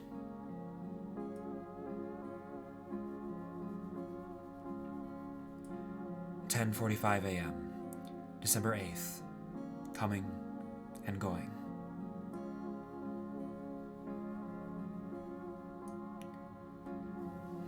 Jack jumped through the sitting room door. "Wakey, wakey!" Even his grin was loud and happy. "Food's coming! Lots of rashers!" Rasher is the common word for Irish bacon. It's leaner and meatier than American bacon because it comes from the loin of the pig.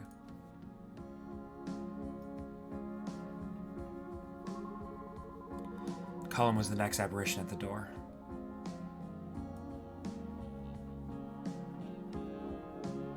His voice was much softer, encouraging me to get up while the food was hot.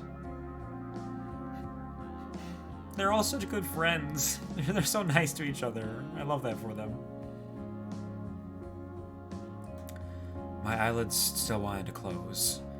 I didn't know how to say thanks, but I rolled onto the cold wooden floor and pulled myself up slowly.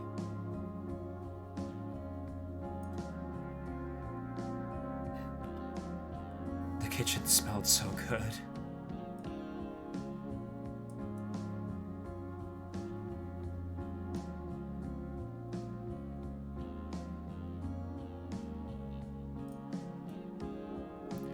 I can move it now? That's new.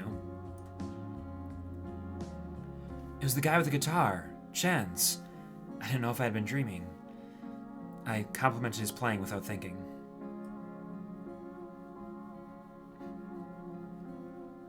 Ah, you're cute. You're cute, Cassio. Oh, it's nothing, really. Had I said something stupid?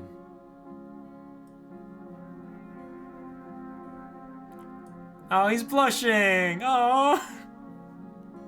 Look at that little cutie patootie. I couldn't tell if he was shy or cocky.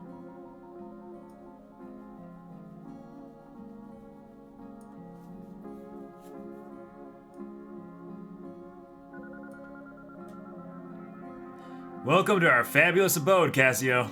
Sit thyself and prepare for a breakfast extravaganza!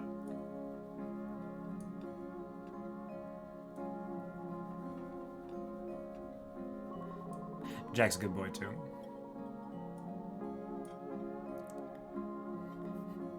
I think I outdid myself, as always.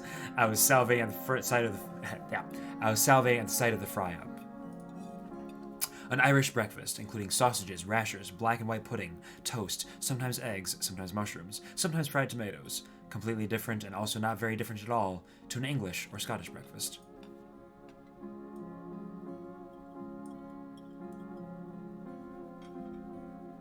Good boy, Jack. Thanks for making some food for us.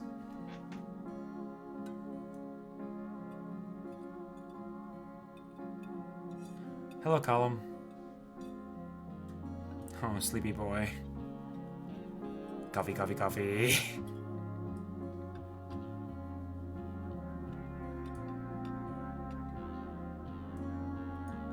there anything else to be found out in the distance? From a distance.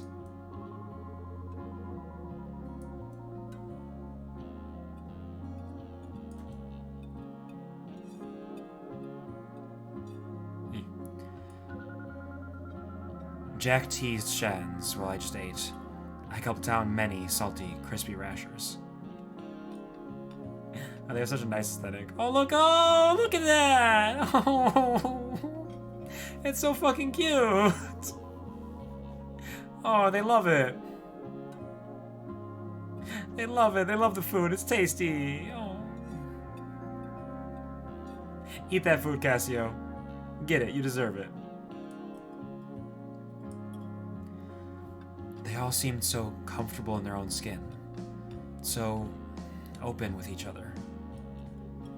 It is a beautiful thing. Friendships like that. Beautiful.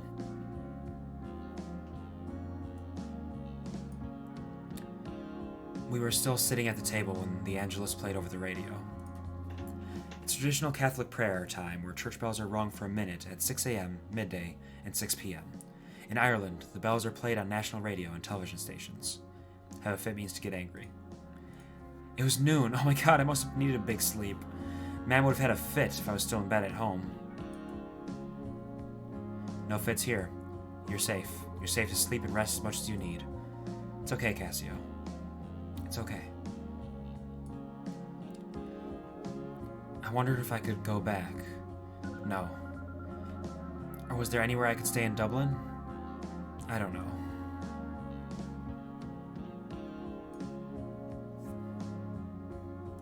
It'll be okay. Cullum interrupted my thoughts. He calmed me down. You're not going anywhere, kiddo. What a good boy. What a good friend.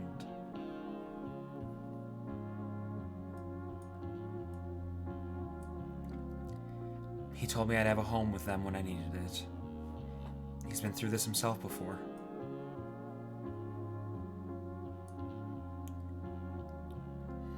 Like, Cassio's drawing all these pictures, and they put so much detail into all of their friends. But when they draw themselves, they're often like just a little sketch, a little doodle. Like, they're not sure of themselves, which makes sense, because it sounds like they're trying to find themselves and trying to understand who they are, truly. And they're doing it, and they're struggling with it because their family is not supportive at all. Shit sucks. A home. Even if that home is leaking and damp. It turned out the only suitable room for me left was their practice room. I felt guilty, but cared for.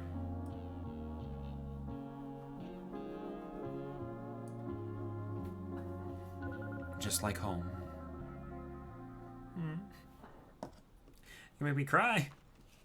This game's gonna make me cry. Oh, lovely.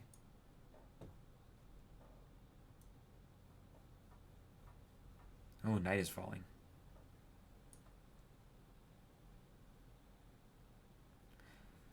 Twitch gave me a Chucky ad earlier. I have a fear of dolls. Dog. I'm 6'8". I live 350. I'm afraid of dolls. Chucky and Annabelle can suck it. I swear to God. I'm sorry to hear that, Lost Boy. But welcome back to the stream. I hope you're having a wonderful, fantastic day.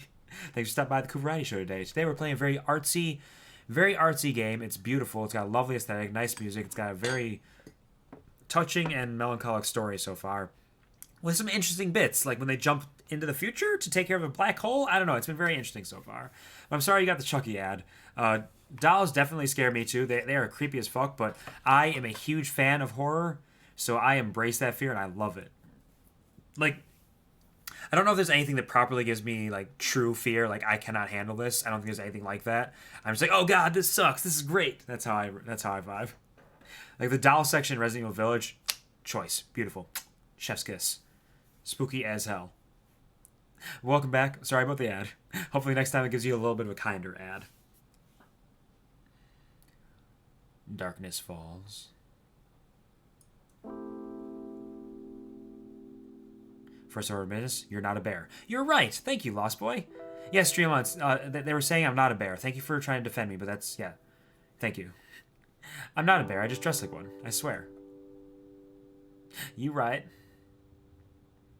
Deep inside. Watching the toy show with Colin was like being kids again. Big kids looking out for each other and eating too many sweets. The Late Late Toy Show is an episode of the late night chat show, The Late Late Show, that airs just before Christmas. Different children come on the show to play with and talk about popular toys and to perform. So there's them modern day, and there's them when they were They were young, little children. Cassio has changed a lot. But life is movement. Life continues to move. Oh, look, there's Jack. Oh, they're cute as fuck. Kiss me, honey bun. Ah, he's attacking me. Oi, get a room. We're going. Come on, Mogra. Mogra? Irish for my love. One dialect would pronounce it as Mogra. That's cute. Slan, losers. A quick way of saying goodbye in Irish. A shortened version of Slán Abhail, or Safe Journey Home. One dialect would pronounce it as Slán. Slán, losers.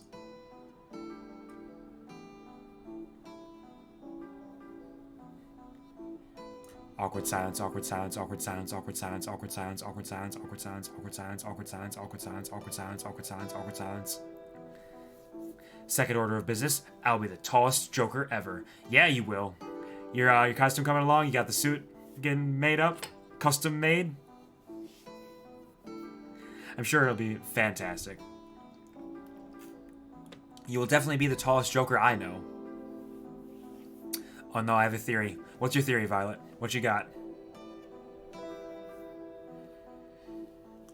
Because I'm not sure yet. Like, it seems like Cassio's going to go to space to end a black hole. Jacket's done. Nice. Nice. That's the most important part, really. Pants, you can live without pants. The jacket, you need that. Love that for you. The jacket is also dope as hell. You could wear that even when you're not the Joker. Like, maybe, depending on your aesthetic and your style. I'd wear it. You know how black holes are supposed to aggressively stretch matter?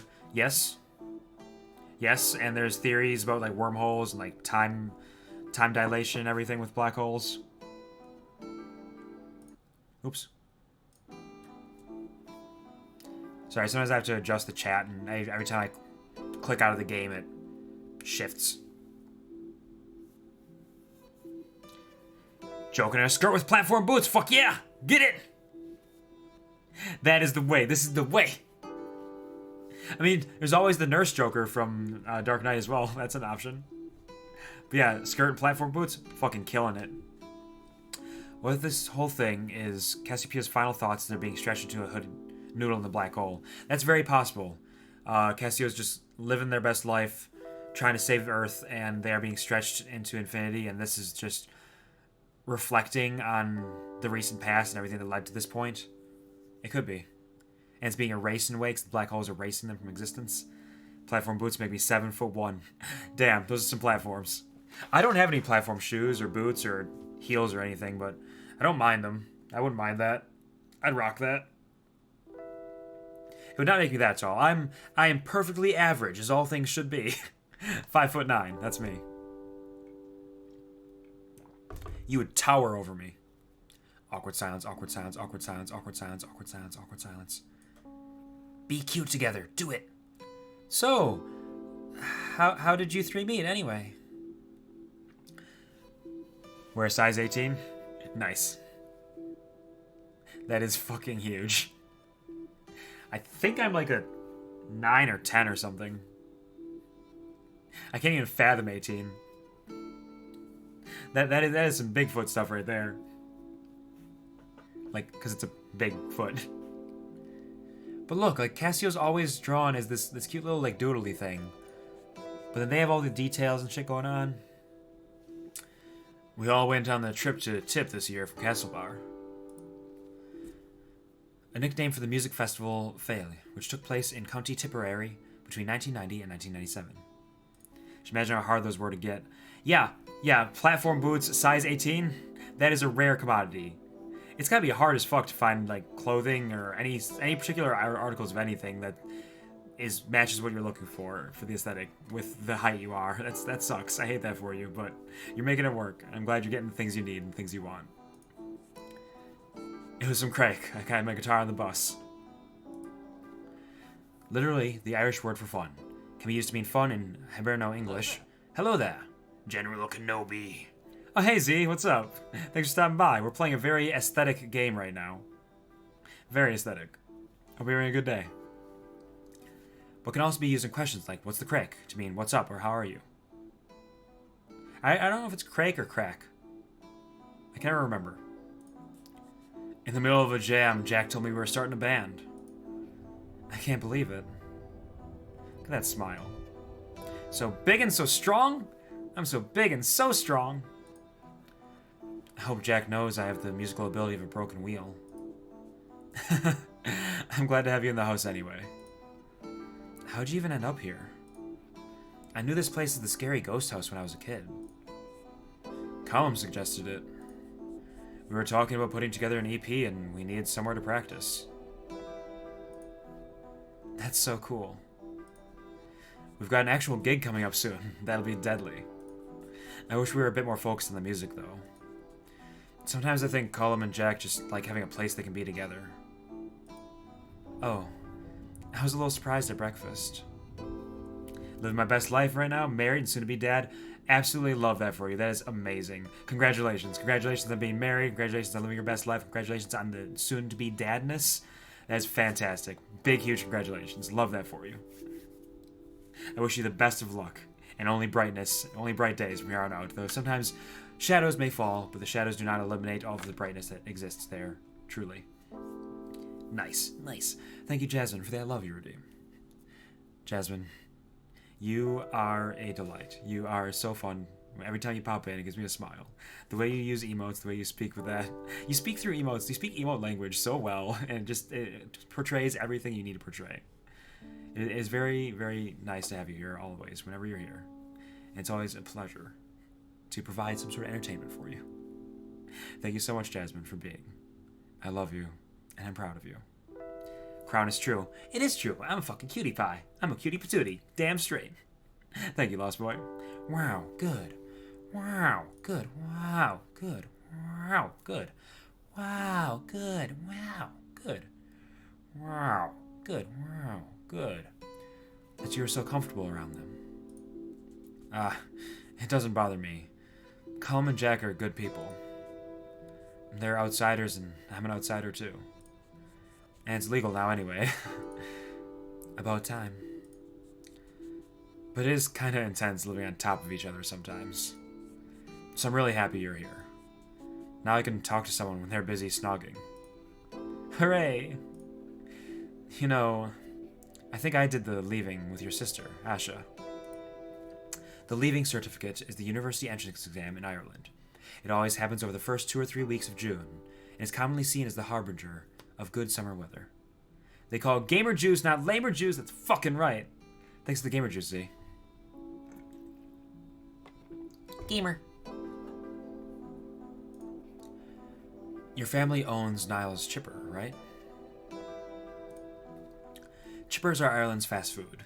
The most important item are chips, stay-cut fries, supplemented by things like battered sausages, fish, burgers, and onion rings. Even small towns would have 1 or 2. My dad runs it, yeah. We all get roped in to help. I remember when Asha moved into my class. I never heard a Manchester accent in real life. Well, she's back there now with my mom's sister. She's studying medicine and everything, just like Mom. Cool. She was nice to me. I haven't talked to people from my class in ages. I left Achill so quickly after school. Everybody leaves Achill. I didn't think it would be so different when school ended. The Irish school system is a bit different to the US or UK. There are 2 levels of school, primary and secondary. Primary is from 5 to 12, and secondary from 13 to 18. Most schools are still connected to Catholic institutions, especially in areas like Achill. Tell me about Dublin. There must be all kinds of things happening. Gigs, parties, party gigs. Probably. I don't do much in Dublin, or talk to anyone. But there's libraries. Mostly I read about physics and work and do computer stuff. My parents would love you. Well, I might be looking for new ones. Would they like another child?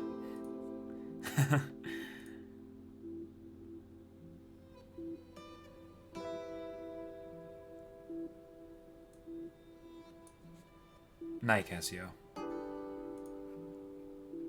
Okay, Mike. Hold on. The Irish for good night. One dialect would pronounce it as Ihawa. I was way off. Ihawa. Ihawa.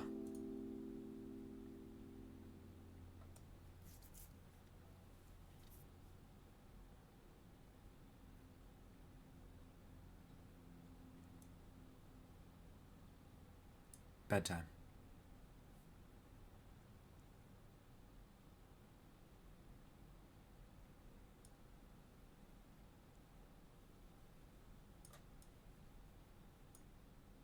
Oh, we're going in. I was trying to erase it, but we're just going in. Back to the black hole. Oh, no. Back to the diary. Okay. December 9th. Band practice. All day. I sat in the corner and listened. Jack, you're coming in too soon, he huffed until Colm kissed his cheek. By tea time, they were playing in the dark. The house's mishmash of wires couldn't handle their equipment and the lights. It's a compliment.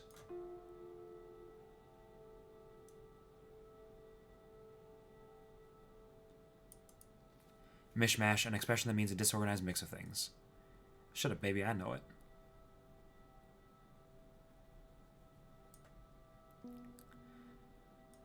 I told them they sounded like Bon Jovi, but it didn't go down well. It's a compliment. Jack shook his head sadly. Not everything is perfect. The house is freezing, the immersion doesn't work, and I've learned a lot about different types of mold, but who cares? Jack, Colm, and Shans are all so nice.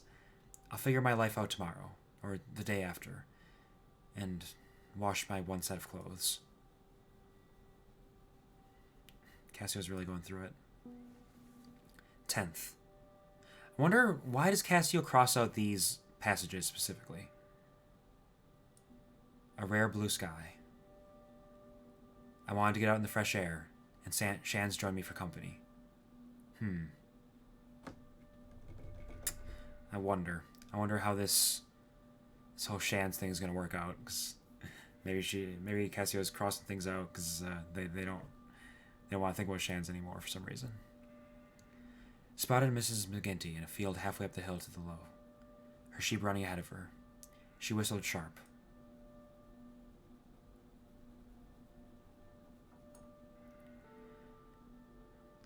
I don't think she recognized me, but gave us a short, swift nod before she turned back up the hill, sheep in tow. We talked about Manchester and Dublin. He was very impressed with my astrophysics. There was an eviction notice from the guards when I got home. An Garda Síochána? The Guards, the name for the Irish police force? Damn. Don't worry, we get one every week.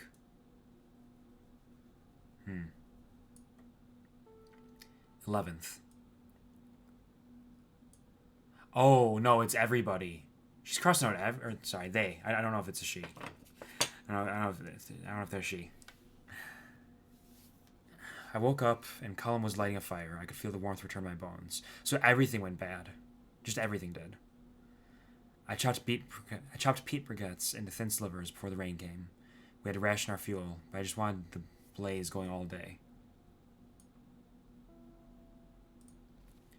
Briquettes, a common form of fuel in Ireland, made by compressing the peat from the bogs that covered a large part of the Irish Midlands.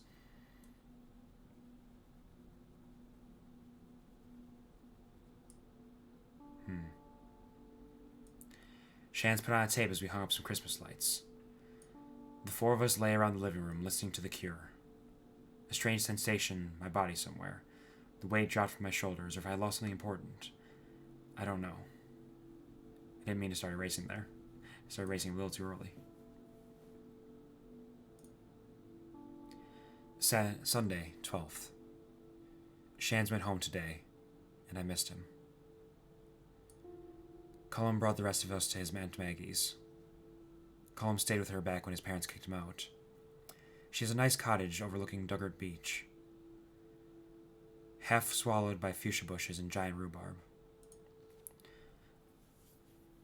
Giant rhubarb. This is the common name of an invasive plant that grows all over Achill. It's not actually rhubarb at all, but it looks similar, and it does get really big.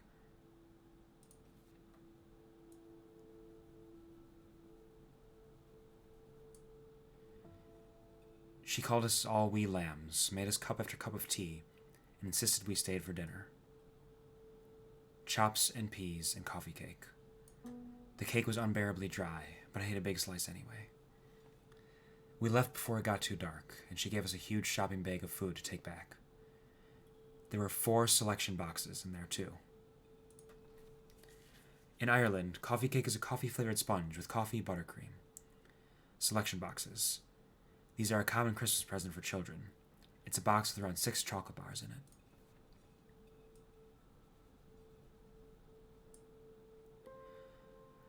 Things to remember about Colum. Sorry. Oh, Cassio. We'll hop on. We'll hop on, Cassio. He likes junk food. Goes weak at the knees for a pack of crisps, especially if there's salt and vinegar. Colum O'Malley, age 24. Loves bass, walking bass lines, Jack, Auntie Maggie, Akil. Hates working the Corrigan's newsagent, cities, in the summer. He'll take care of anyone and anything. That's how I met him, because he was feeding a stray cat near the school. 2. My favorite thing about him, the way he awkwardly rubs the back of his head when he's nervous.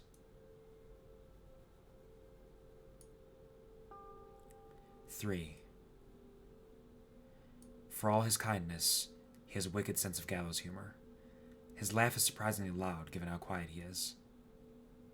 4. Colum doesn't do half measures. It's like the way he feels about Jack. He's always all or nothing. 5. Colum is good to tell secrets to, but he's not great for giving advice. He's not that good at making decisions himself.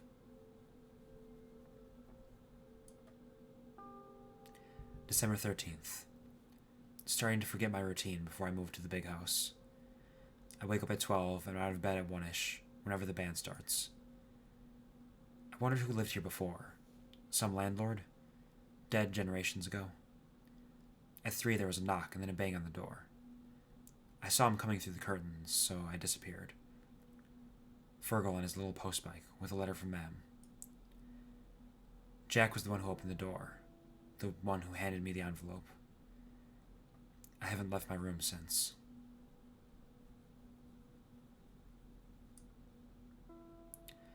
I talked a lot with Shans. He had a solution for everything. I have no things, so we're going to go get my things.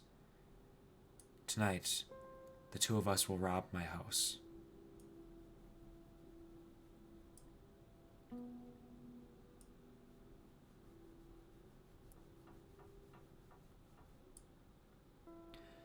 Sister Bernadetta, Sisters of Mary, Castle Street, Westport, Mayo.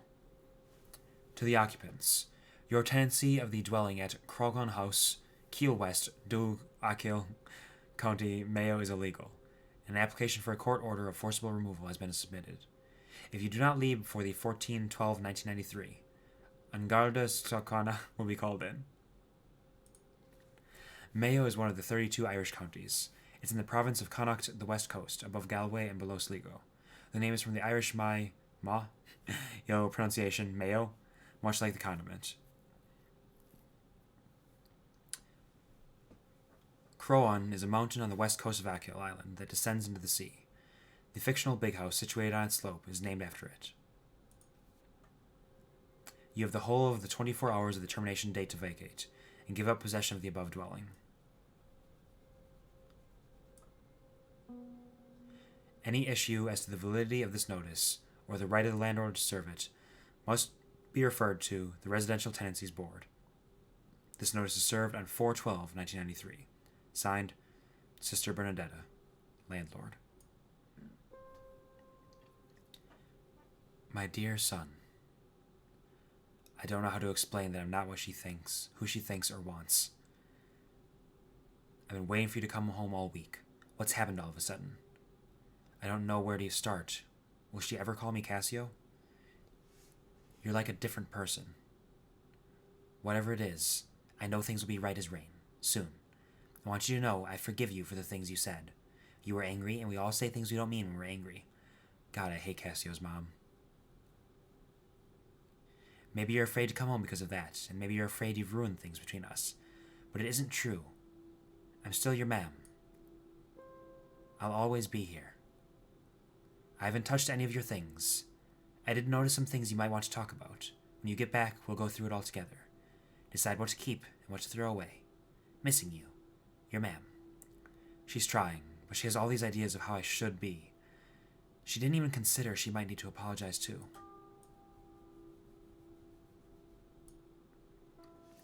Heist plan. 1.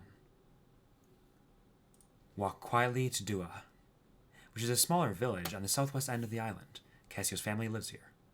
Via the Bog Road, an example of what's often called a green road or a boreen in Ireland, an old unpaved track with grass growing in the middle. 2. Open my bedroom windows using the janky hinge. 3. Pack up my stuff. Don't wake Fergal. Don't wake Mam. 4. Figure out life with clean clothes. And back to the hole again. Maybe. Is this space?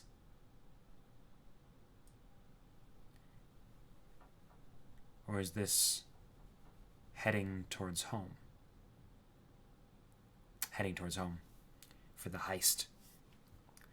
The clouds broke as we crossed onto the bog road. When I heard the stream, I knew we were close.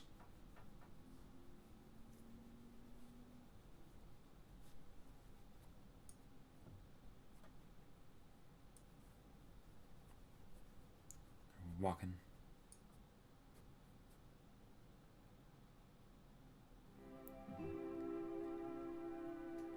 (10:20 p.m. December 13th. The Bog Road Heist.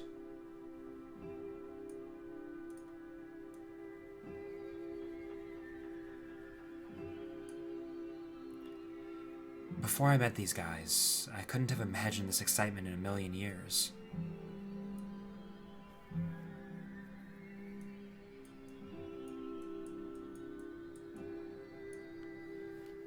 Shan's asked me if I missed this place. It sounded so final, I just said no quickly. I didn't feel like talking about it. We climbed up the stairs my dad spent 2 summers on.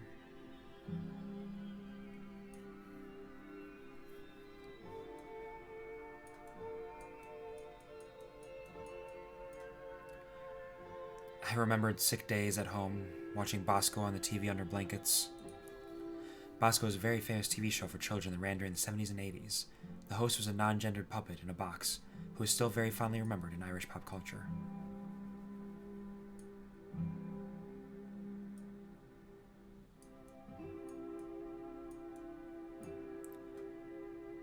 I remember fights about whether Mam should make apple sponge or apple crumble for dessert.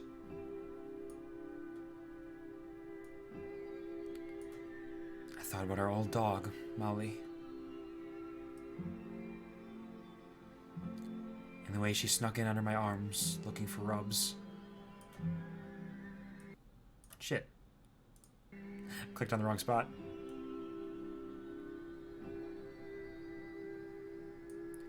And how light she felt in my lap when she died.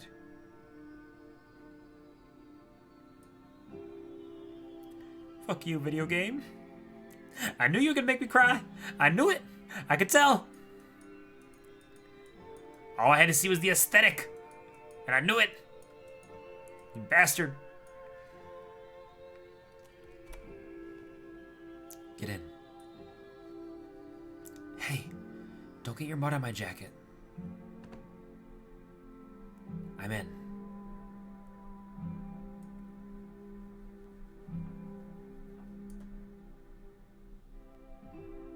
This room never really felt like mine.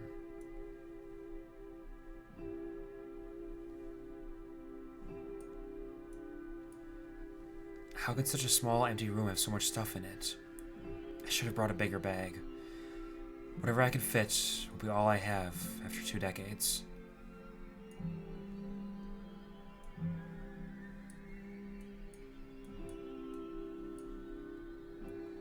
Or maybe this room is so blank because I hadn't figured out who I was. All I wanted was to sit in the back of the class and read books.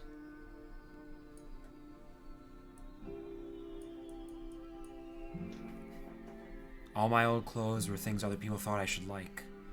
I didn't care enough to have an opinion.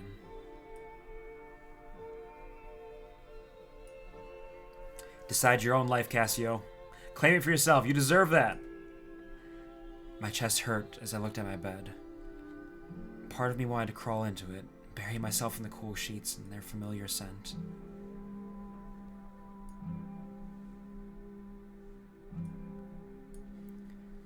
Maybe this room lacks identity because it always had to be ready for guests. Granny at Christmas, aunts coming home, cousins from St. Paul.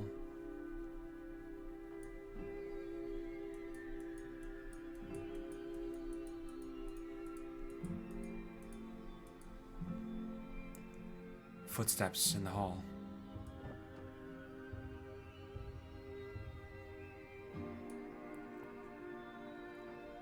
You. Jesus, Mary, and Joseph. I thought you were a burglar. I can see you, you know. Do you never think of ma'am? You completely gobsheen? You complete gobsheen? An Irish insult, another one of many ways of calling someone stupid. Oh, this is Fergal. Right, I thought it was ma'am for a second. My apologies. Hi, Fergal. What if she had heard you? She's probably awake now, worrying about the robbers. Who's going to rob us on Achill? It doesn't stop her fretting, you know. Cassie, are you okay? Who's that? None of your business. I know you're living in the big house. What of it? Lots of rumors about what goes on there. They're all like you, right? No one is like me. You're the biggest freak around, that's for sure. I'm leaving. Hold on, right there. We're not done. Shans, take my bag. You're going to regret this. Sooner or later, your choices are going to catch up with you. I'm jumping. Catch me. Keep your bloody voice down!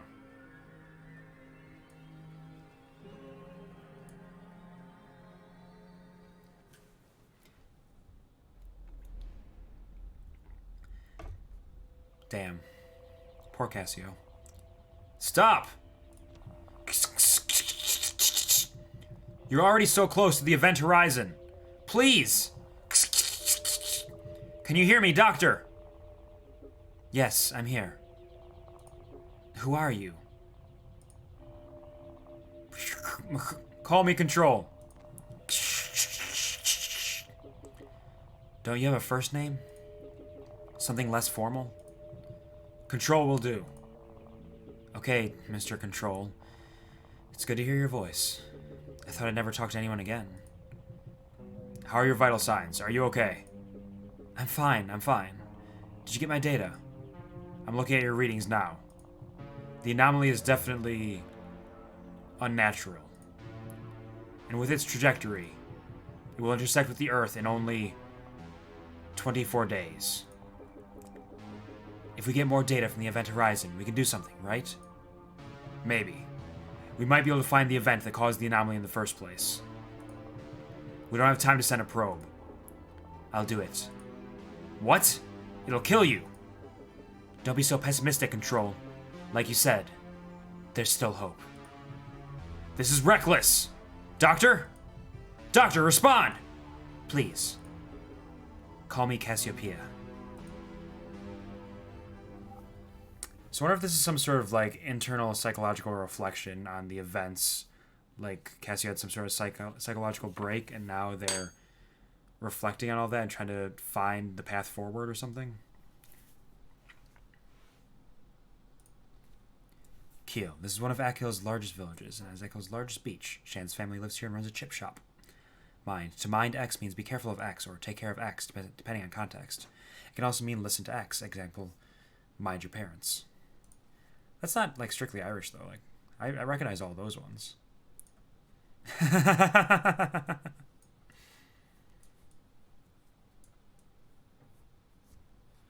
run, collapsed into an out-of-breath walk. I realized all I wanted in the world was a bag of steaming hot chips and vinegar. I asked Shans about his Das Chipper in Kiel. He was fidgeting with the zip of his jacket. He asked me if that's what I really wanted. His family would be there. I was too hungry to mind. If you want to escape family, you go to Dublin. You don't get stars like this in the big smoke.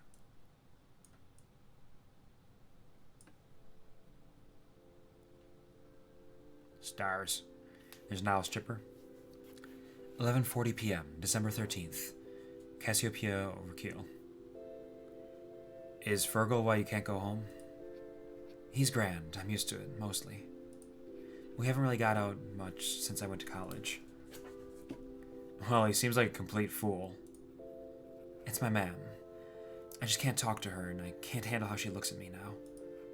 We keep having the same arguments and talk about everything except the obvious. The only reasonable option left is to leave the country forever. And then she'd be stuck with Fergal. Oh god, that's a terrible fate.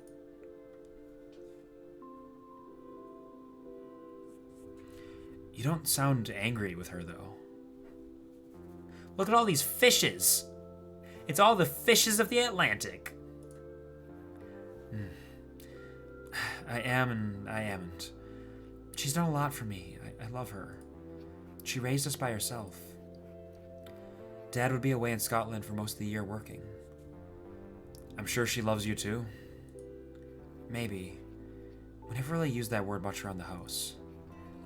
I guess it's not an Irish thing. My parents are so open with affection, it's gross. They've no shame at all. That's sweet. Mom has been through a lot for my dad. He's from Achill, right? Yeah. He left for work and ended up in Manchester as a porter in the hospital. If I lived in Manchester, I would stay there.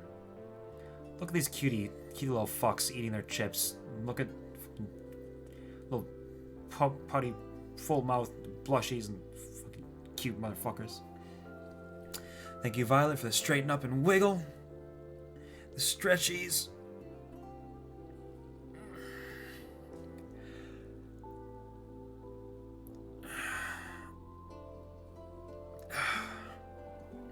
They call it hydration, not low-dration. Drink. And some pata-patas. I get the pata-pata-pata. Here we go, pata-pata. Pata-pata-pata. Pata-pata-pata-pata.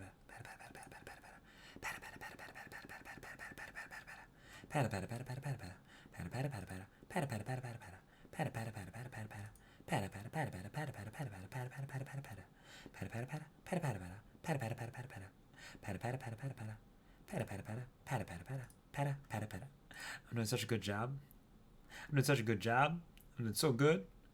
I'm so good, thank you. Bye, hand.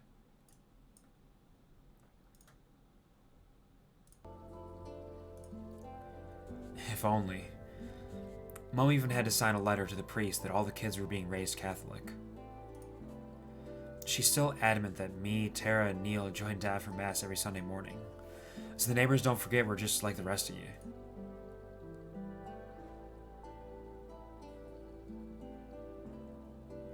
Why is it covering it like that? Oh! Okay. Well, hello. Speak of the devil. Go on, give us a bit of peace, Tara. I just want to meet your new friend.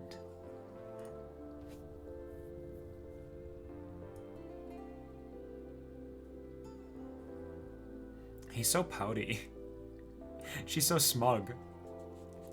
Nobody in this family can mind their own damn business. What, you mean you don't want me to tell Mom and Dad you're here? I'll see us on Sunday, isn't that good enough? In Ireland, yes and yous are common pluralizations of you, similar to y'all in southern dialects of American English.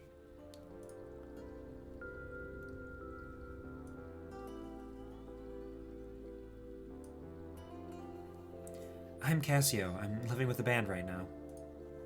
Well, that's good. I'm glad they're still going. Neil bet me a $5 the band would break up before Christmas. They're all really talented. Talented and annoying. Sounds like my big brother. Lovely to meet you, Cassio. Cool name. Thanks, I made it myself. That's my wee sister. She's a terror. I like her. She said my name is cool. It is. It's nice to hear people use it. Really? I hate my name. Chans? No, that's a football nickname. Nilon Shanzagam. Ugh. I don't have a chance. The pronunciation of Sean's is the same as Shan's, like chance, but with a SH at the start. Oh, yeah, Shan's. Chance, I get it. Nilon Shanzagam. I don't speak Irish. I don't speak Gaelic. Sorry, I choked on some spit there. Oh, what an idiot. Can you believe it? My name is Ishan. It's Indian. Will I stick to Shans then? I mean, I don't know if that feels like me either. It feels like a character, but isn't that what a nickname is? You can change it. Your name is whatever you say it is. Call me Big Chud. That's my name now. I'm Big Chud. Hello, welcome to the Big Chud Show. I'm Big Chud. Forever and more. Never stop being Big Chud. Always and forever. It's got some Big Chud energy. I was named after my grandfather. I can't imagine what my parents would say. The trouble I'd get into if I even suggested it. I picked Casio for a game in college, and then it just grew on me. Yeah, of course. Wait, what? You picked it? Obviously. I thought you knew. I mean, yeah, I didn't think about it. That's cool.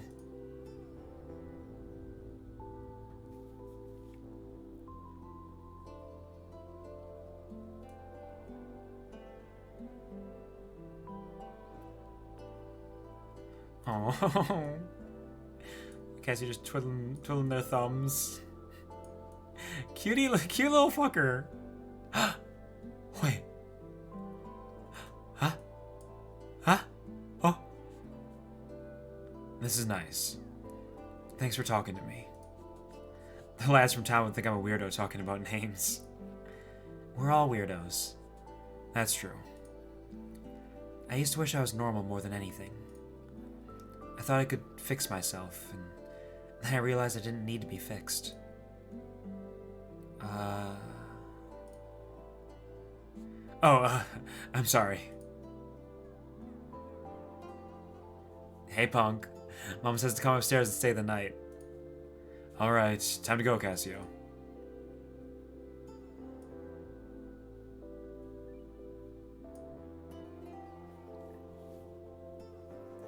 Dad will drive you back to Dew in the morning. We're leaving now, Tara. See you soon. Mom says you'll die of the cold out there. I love you too. Bye.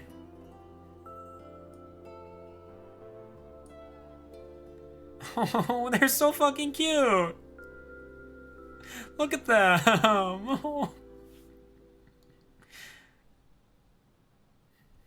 This will definitely not go horribly wrong.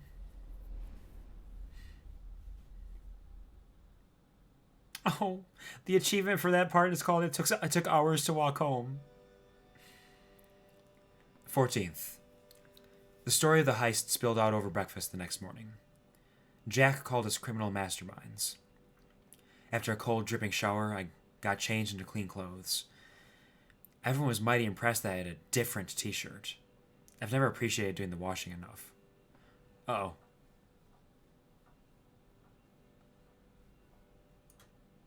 I don't like that shaking. In the evening, we watched Into the West. I made hot chocolate for everyone by melting down 2 selection boxes. It was a treat.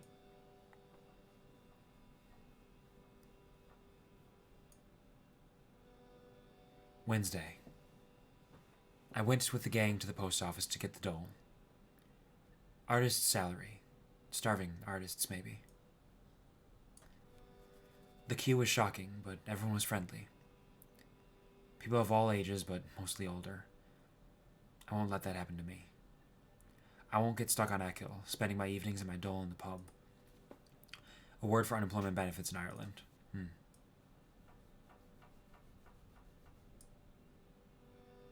I kept a distance, just in case Fergal or Mam were working. Colum got another written warning from the guards about the house. Shan suggested that we could live in the seal caves up by Duggart Hill. Famous 5 style. There was also a letter for me, but I didn't open it. They bought some cans in the shop to take home. I didn't drink. Famous 5 style, Colm was talking about the Enid Blyton series, The Famous 5, which often involved the main characters camping or living in different places, especially caves. Cans of beer, typically associated with young people. Those youngsters and their cans of beer. 16th. We went to bingo. Me and Jack went to put up posters for the gig next week. Fox's Den, number 10. Cups of tea, number 3. Lovely legs, 11.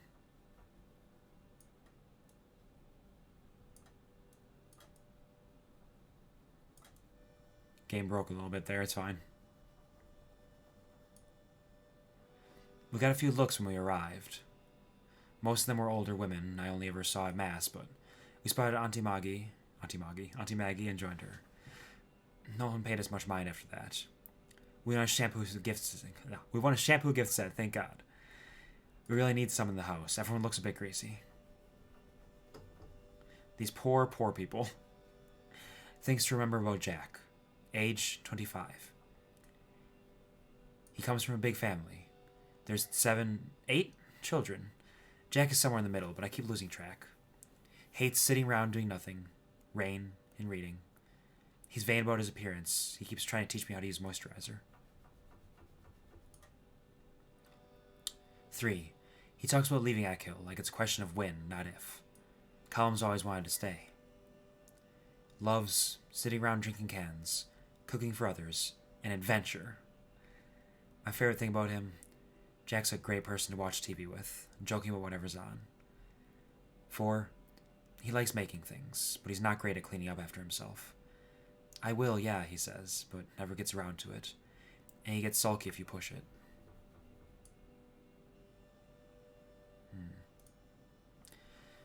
December 17th. We woke up to a flooded kitchen floor. Burst pipe, Colm said, rubbing the back of his neck. It happens when it freezes, he said. Colm's head was stuck under the sink all morning, and he did what his father taught him.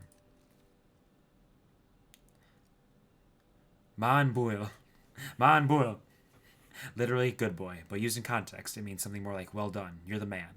An Irish person might also say, good man yourself, or good on you. Ma'an buil. Ma'an buil.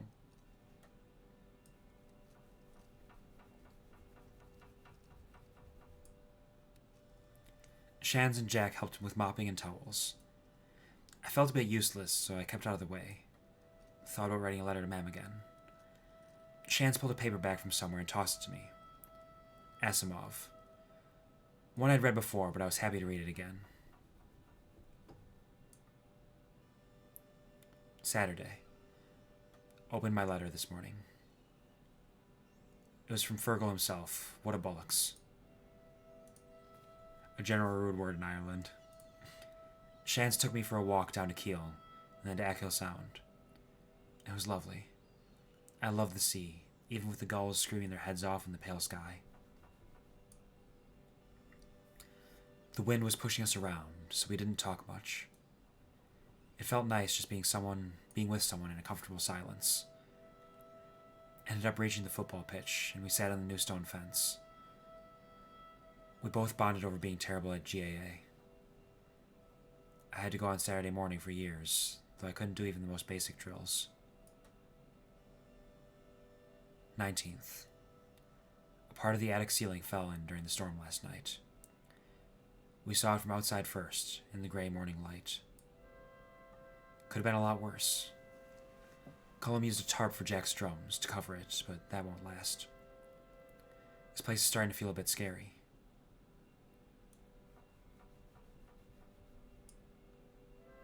Shan stayed with us, and we had a makeshift Sunday dinner with a leg of beef Maggie gave us. Found myself missing my mud group. Told Shans about the computers and role-playing. Multi-user dungeons. They were an early form of online text-based role-playing. Neat. I knew people in colleges all over the world. No one else from Ackhill, though. Is there even a computer on the whole island? 20th. Tonight after practice, we all went down to Keem to make a massive bonfire on the beach. It was a pre-gig ritual to ward away evil spirits. Everything was sodden after weeks of rain. So it was definitely magic that the fire started.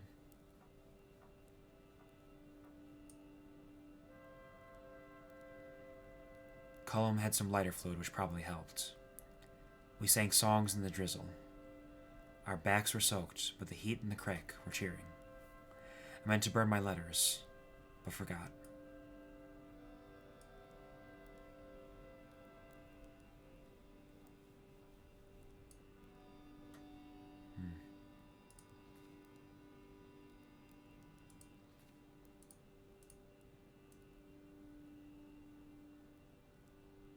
Uh-oh. Video game. Relax. It's okay. Alright. Hello. You got a letter from the university. Very fancy. Seal and everything. Ma'am wouldn't open it. Said she couldn't. You know how she is. But I did. You didn't get that scholarship. Who are you trying to cod?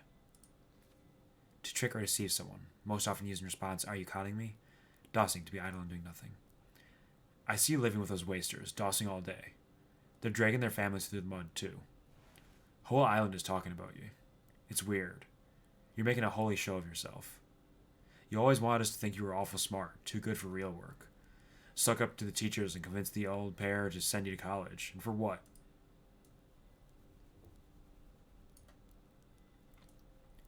Cop on. If you want to be weird, do it in your own spare time. Right now, you have to come back down to earth. Fergal. What the hell do I do?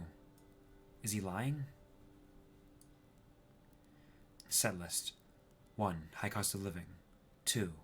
No name. 3. Queen of Achill, tender death. No, drowning at Kill Beach. 4. 80s ramp walk. Play louder. Are we headed to the gig? Castlebar, 10 p.m. Tuesday, December 21st, 1993. The high cost of living. Are they gonna play some fucking music?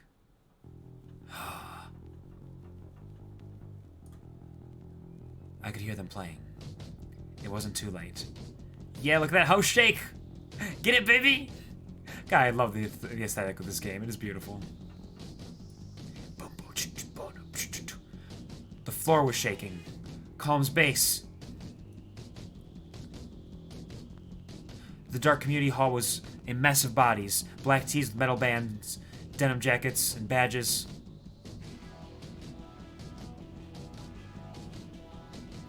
I pushed and shoved to see them up close. Look at them! Fucking Banshee! The lads looked incredible. Get it! Yeah! Jack was at the back going wild on the drums. Cullum's bass was perfect and smooth, keeping the others in time.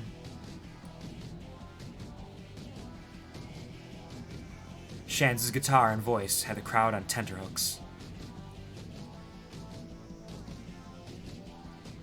Oh, look at Cassio there. Cassio's so fucking cute. What a good bean. The Banshee finished. Everyone loved them. So many cheers, a world away from practicing the big house.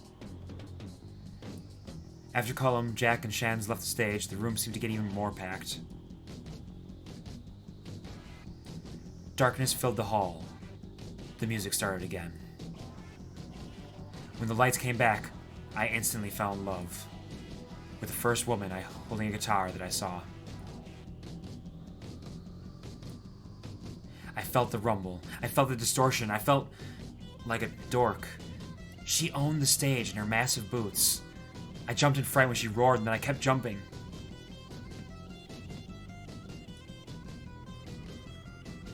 The Nosferatu, the heaviest band in Mayo. I was getting crushed between people. I wondered if I was going to die. I didn't care. I just wanted to be there.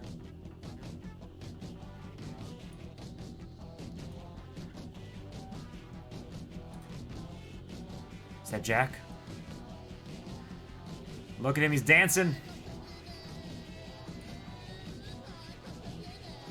There's lyrics? It's actually the high cost of living. High cost of living. High cost of living. Jack. He danced like a superstar. He started flailing at me and I joined in. Being friends with this legend made me feel like a superstar too. Get it? Yeah! Dance your fucking heart out. I danced for so long I thought my arms and legs were falling off. In the anonymity of the crowd, I was free. Yeah, lose yourself. The music, the moment, you own it, don't you ever let it go. You only get one shot, do not miss your chance to blow. This opportunity comes once in a lifetime. Why are the anxiety scritches coming out? Cassio? Cassio, are you okay? Cassio?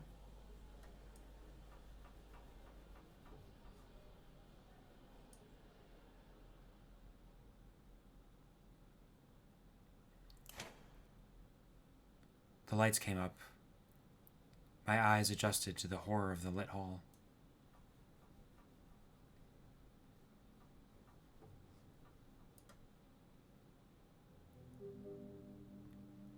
Everyone started to shuffle out slowly as they recognized their sweaty friends, exhausted and happy. I was wrecked. I headed backstage to find the gang. Even the ground looked sweaty underneath the litter of lost beer cans.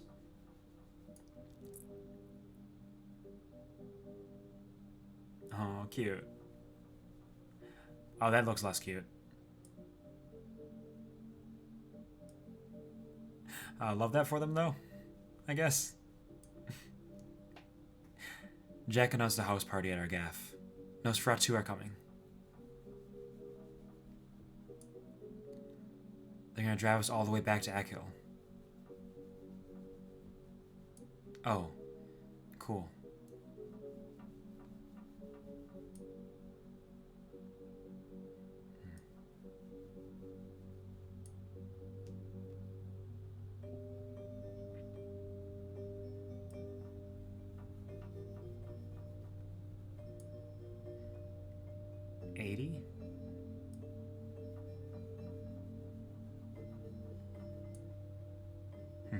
Curious.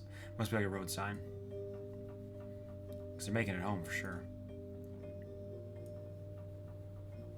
I wonder what's going through Cassio's mind right now.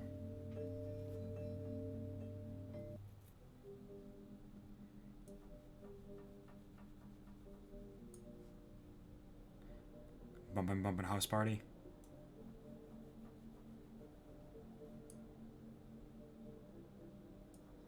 What's up, Cassio?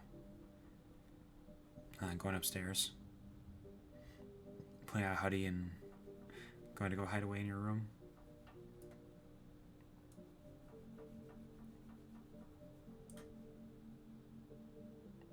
It's okay. Oh, in the attic even. Here you are. I couldn't find you anywhere. What are you doing in the attic? I wanted some space, and my room is kind of full. There are some people I haven't seen since Skull Damnit. The name of Cassio's secondary school, pronounced Skull Downit. I'm not very good at talking to people.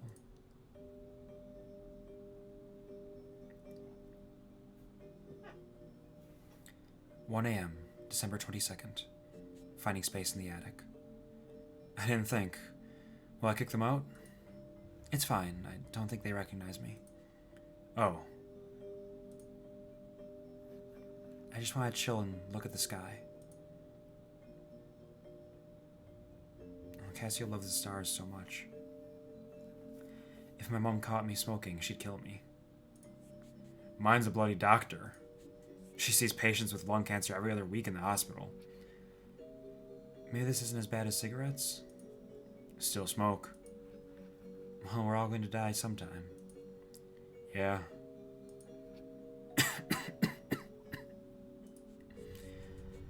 When I was 10, my grandmother in India died. I'd never met her. And then, suddenly, I never could. Mom told me she was cremated. It's strange, but I liked the idea of her ashes going back into nature. Life keeps going. Atoms develop into proteins, into cells, into us. That stuff hit you hard, huh? Shut up!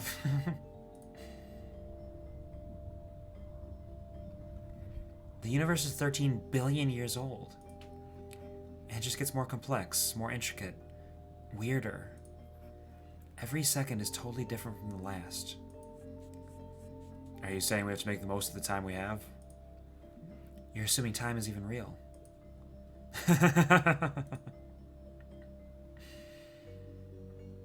Hey, can I ask you something personal? Totally. Are you,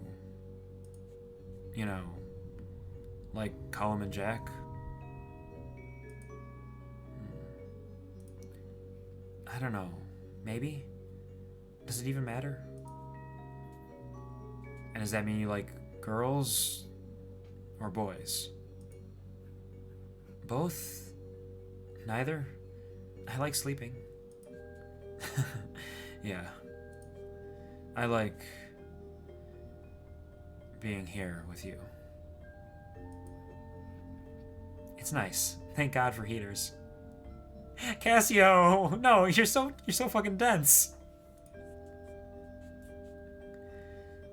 We were living in limbo, and then you showed up. Akil is limbo. It's weird to see classmates who never left. We could be ourselves in Dublin. Imagine if we lived together. I'd like to live on a barge someday.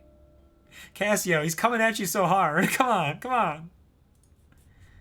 We could live on the canals. And you could teach me about space. And you teach me the guitar.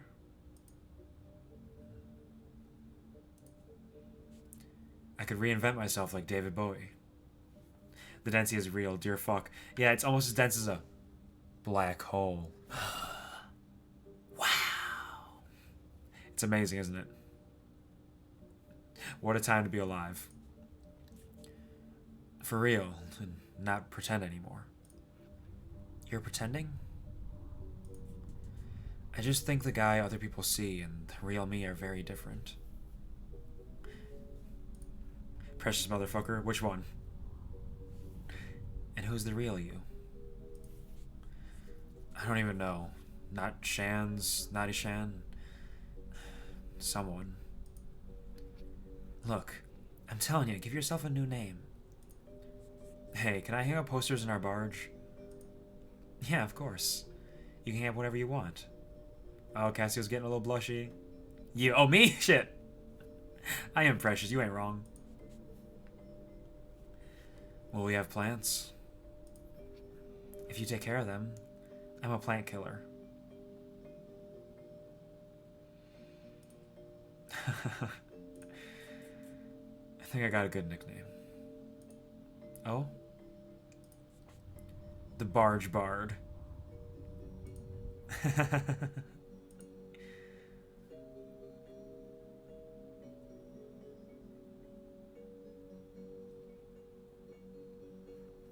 Hey, do you ever think about the ozone layer?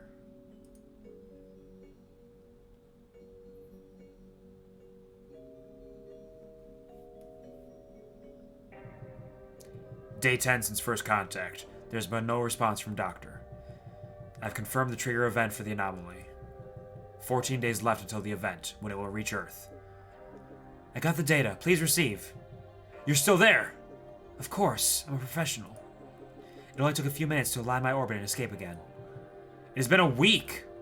Control. I detect wormholes nearby in all directions. Space-time is being ripped to shreds. I think I can use them.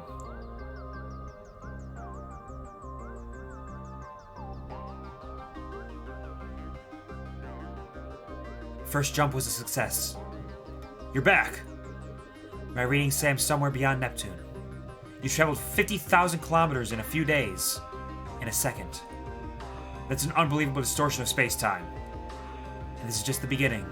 As the black hole expands, the time dilation will only get worse. I've been analyzing the data you sent yesterday and... Keep it up. Gotta go.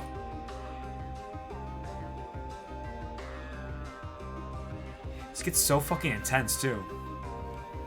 Like, damn. I can see Ganymede. Hello. I have good news, Doctor. The source of the positron entanglement is Earth. Good thing I was already headed that way. I found something in the data you sent that might tell us more about the trigger. It seems to be an image of some kind. An image? Is it of use? I don't understand it yet, but I'll find out more. Right. Gotta go again. Bye. By the way, my name... God, I'm getting goosebumps over here. 12,000 kilometers from Mars. Cassiopeia, I made a breakthrough. I found more evidence of the original positron annihilation that caused the anomaly. That trigger event. It hasn't happened yet. Its effects are rippling back in time. Then we can stop it. Do you know what we have to do? Not yet. I'm still decoding this image. I'm more sure than ever that it's the key. And I've narrowed down the event's future location to Ireland. It's not far. I'll send you my location and contact. Call me as soon as you arrive. By then, we'll have less than a day left. Then I'll see you soon, Control. About that, my name... Jumping! Quit jumping! My name is McHugh, but you can call me Mac. For short. Wasn't Fergal? It was Fergal McHugh, wasn't it? Which is her brother, or their brother. Sorry, I got a Apple software update popping up out of nowhere. Come on.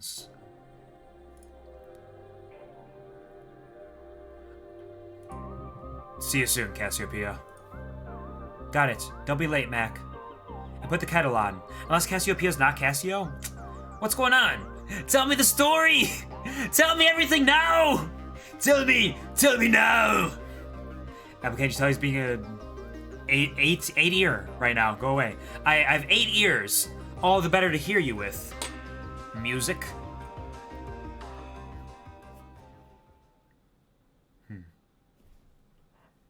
Okay.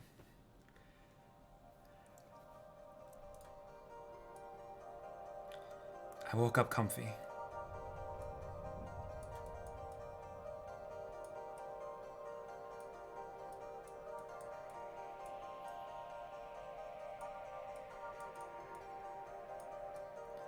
Light came in through the roof.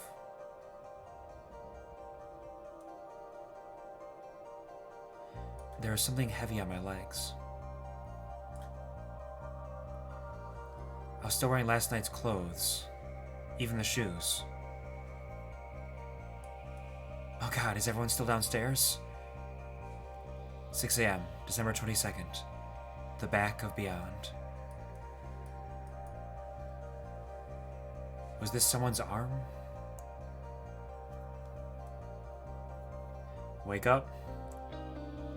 Wake up, you cute little fucks. Chance, hey, you're on top of me. Hey. Wake up, sleepyhead. Get off me, Egypt. A common Irish insult. Basically, an idiot. This is probably the closest I've been to anyone except my mom. Hey. Are you still asleep? I was dreaming about us. I dreamt about aliens. So I know we probably shouldn't leave until after Christmas. What I've been thinking. What? So we'll need to find a flat first, right? Shans, what are you talking about? Moving to Dublin together, obviously. We were kind of out of it last night. But we are going to go to Dublin, right? You're serious? We're not going anywhere. You're like 18? 19? 19? I'm mature. I can't take care of you, Shans. I can barely look after myself. I want to look after you. Slow down a second. Cassio, it's hard for me to say this, but I have to. Oh god. I think I like you. What? Get off, Jesus! Don't you want to kiss me? I don't want to kiss anyone right now. I really like you, Cassio. I got that. I told you things I've never told anyone else. I didn't ask you to. You've made me realize things about myself. I see myself in you. I have no idea who you think I am. My life is falling apart right now. You don't want to be me. All the more reason to leave. We'll move off this island. Everything will be great. I don't even know if I have anything to Dublin to go back to. The PhD is gone. And your parents will be worried sick. Who are you to talk to me about worrying parents? I can't handle this. I'm sorry. Shut up. Please. Cassio, stop. Please, Cassio. Cassio. Cassio? Cassio, come back.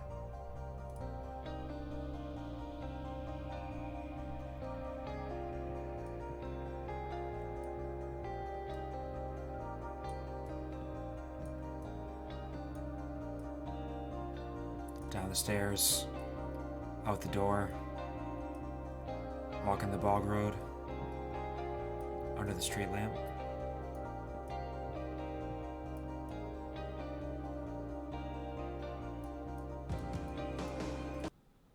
God damn it. Uncertain, confused, finding their way, finding themselves, finding their path to the future.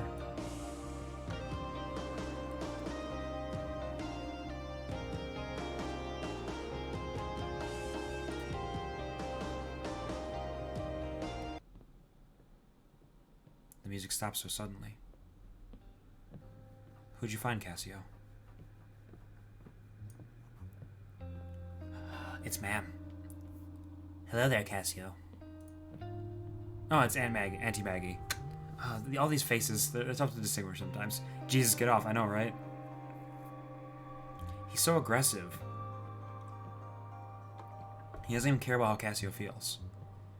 Hi, Maggie. Isn't the frost beautiful? Cold, though. And the wind is fierce, too. Yeah. It's a happy surprise to see you so early.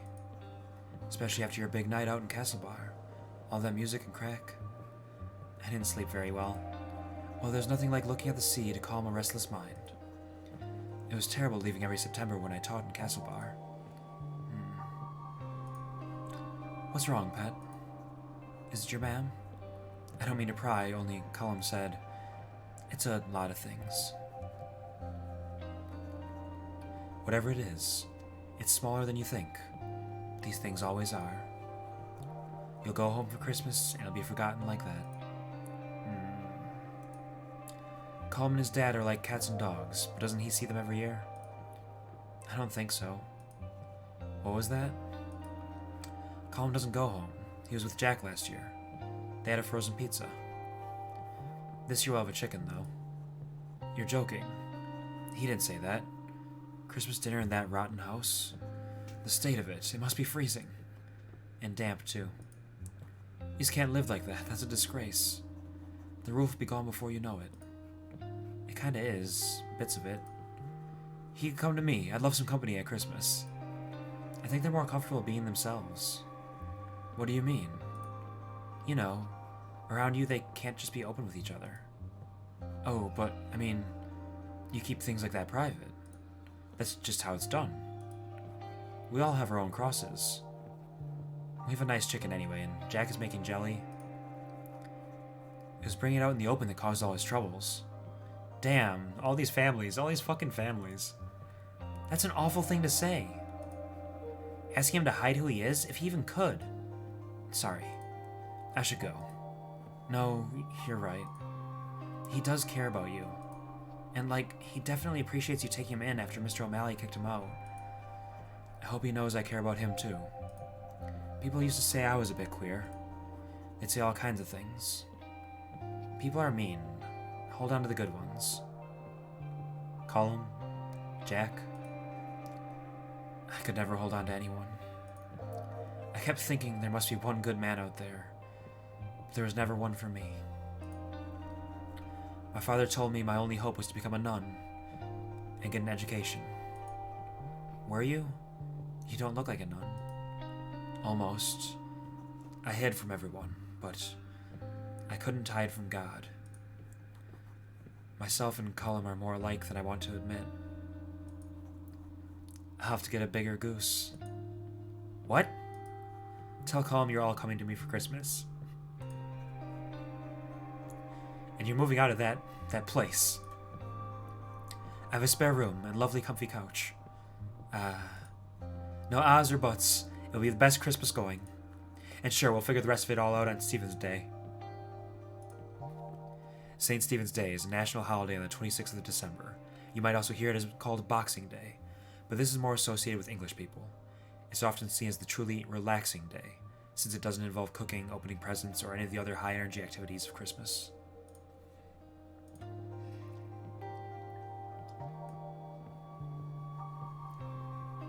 Alright, Auntie Maggie's not too bad. She's figuring it out. She's doing her best. I met Colum when I got back. Shans had left. Took all of his stuff, too. I didn't want to talk.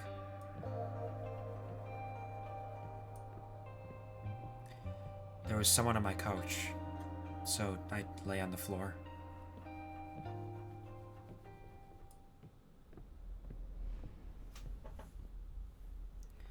The achievement for that section is called My Back Hurt When I Woke Up. Sleeping on the floor will do that to you. Things to remember about Shans. Ishan Shans Lavelle. Dislikes Akil. Talking about himself. Smelly fish. Black pudding. Oh, it doesn't even let you erase that little bit. Or at least it didn't for me. Just erase the whole thing. 1. He gets on best with his brother Neil. They play football in the garden sometimes when the weather's good. Age. 18? 19? Did his leaving last summer. Likes music, reading, music, science fiction, Manchester, music, his mom's cooking, music. 2. Bought his guitar with some cash from working in the chip shop.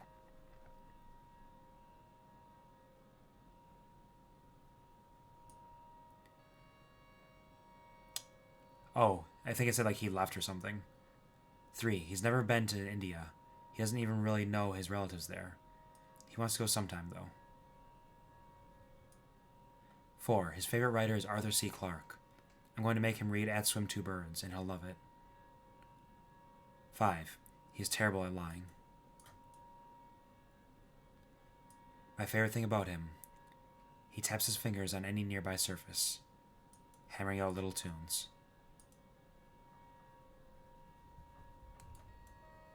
There we go. 22nd December. Things change so quickly, before you're ready at all. Colum was upset, and Jack was furious. He said the Banshee are finished because of me. Shans told them he's done. I wanted to hide in the attic, but it was raining.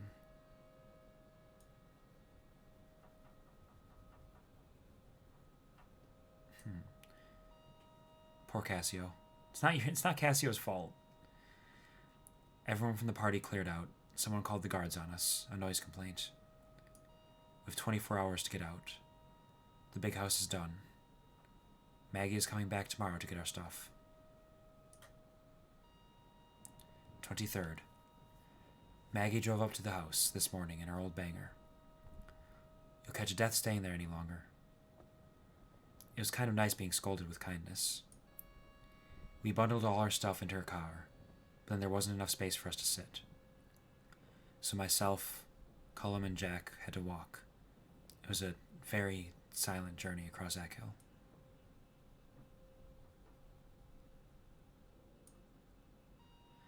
We played dusty board games by the fire, and we all warmed up a little. Maggie finally realized I wasn't always a girl, and she was very nice. Alright, there we go. Confirmation. Understood. Thank you. I suppose no one ever expects it. Jack even kind of apologized for being upset at me. Maggie's cottage only has 2 bedrooms, so I'm on the couch again. It's a small one, but she has cozy woolen blankets. I like it. Trans rights are human rights. Say it louder for the people in the back. Trans rights are human rights! Maggie O'Malley, age 63. I felt bad asking, but she just laughed. Likes tea, Viennese whirls, trad music, painting, the Legion of Mary. My favorite thing about her, the way she prepares tea. She uses a loose leaf, and she's really careful with it.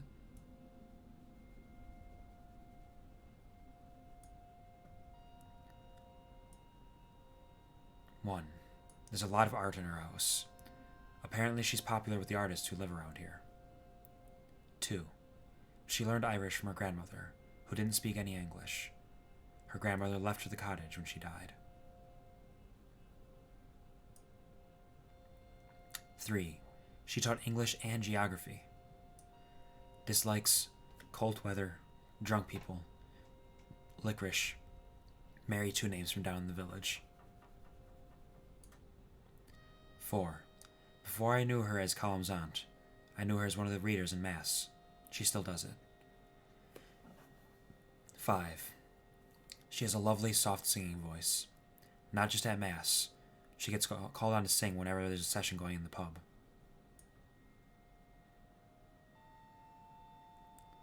24th. After my first hot shower in weeks, I helped Colin prepare for tomorrow's dinner. I was hoping I'd get to talk to him about what happened with Shan's, but I just couldn't. In the evening, we went to the pub for a Christmas Eve pint. I wondered what I'd do if I saw Shan's, but he wasn't there. Fergal was, though.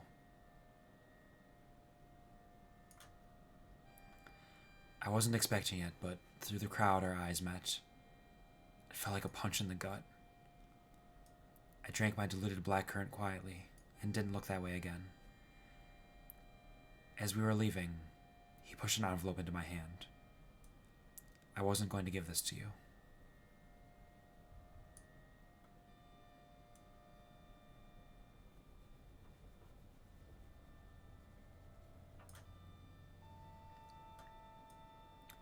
Dear child. Oh, fuck.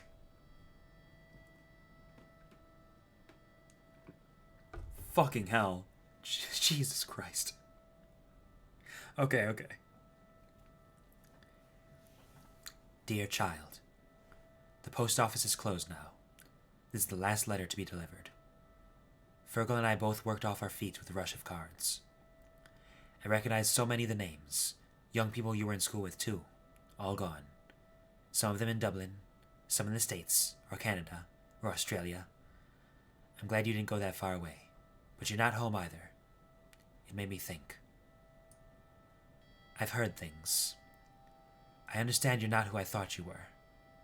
But I can't believe it. This seems so sudden. There were no signs. You never told me you were unhappy. I'm sorry if all this is my fault. I must have raised you wrong. People do say it's bad for your child to be tied to your apron, but I just cared so much for you, pet. It's okay if you like men or dress funny or whatever it is. The world is changing. I won't get mad. Not on Christmas. But I'm worried about you. That's all. You're making life difficult for yourself. I just don't know where you'll end up. If you could keep it quiet. Sure, what you do on your own time is your own business. No one else should mind. I'll see you soon, and we'll talk at last. I've been making mince pies. I made as much dough and filling as I normally do, but it took much longer than I thought without you. Silly old me. There are so many. Fergal won't finish them by himself. Ma'am.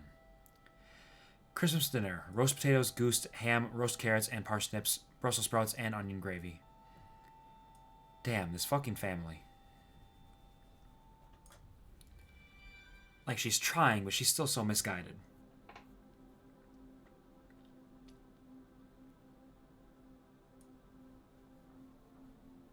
Show me. There was so much snow.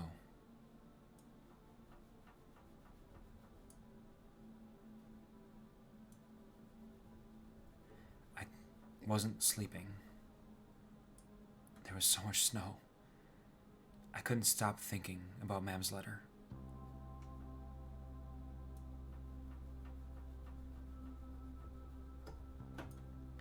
It's okay for you to be like this, followed by I wonder what I did wrong is not the strat. No, she is trying, and I appreciate the effort, but she's extremely misguided still. And she needs to wise up. So I was awake at 2 in the morning when it started.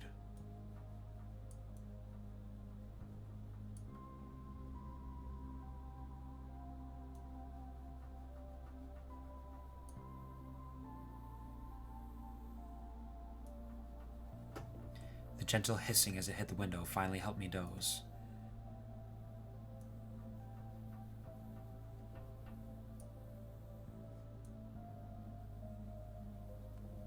Sleep, Cassio. You deserve it. It'll be okay.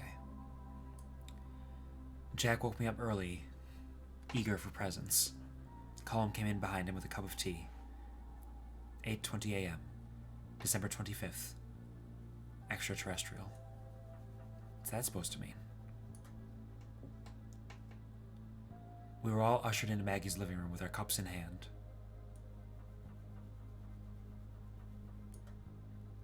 Those cute little dogs on the fireplace. I didn't have any presents for anyone.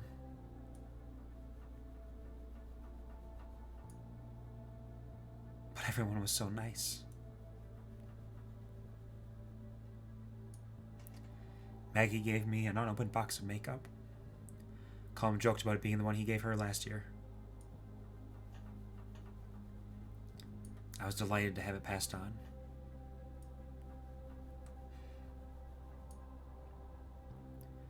I wonder if Fergal or Mam had anything for me. Soon enough, it was time for Mass. Maggie was very kind about none of us coming to Mass. So kind it was obvious she was really disappointed. I'd never missed Mass on Christmas before. This didn't feel like Christmas. All I could think about was the letter and Mem. I decided to go home. It was easier to just go than to keep chewing on it.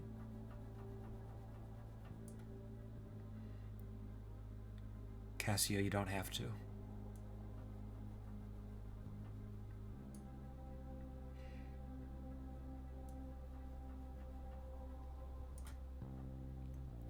If you want to go, do. Just don't feel like you've no choice.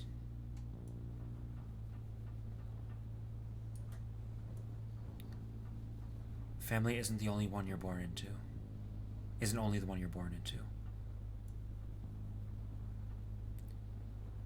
Found family is absolutely a powerful thing. It's very real. And you feel like more of a sister than any of my actual sisters. Don't forget that. Ah! I'm a baby! Ah! I'm so supportive and loving. Fucking hell.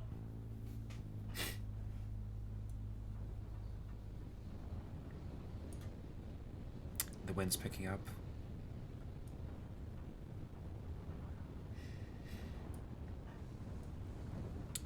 Back at the home.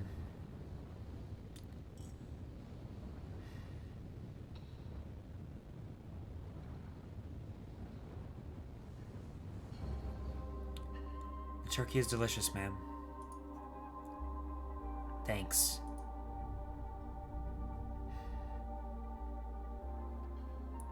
What's wrong? Nothing. Would you pass some more gravy? It's so good. How was Mass? Oh, lovely. So I gather you didn't make it? It was hard to get there in the weather.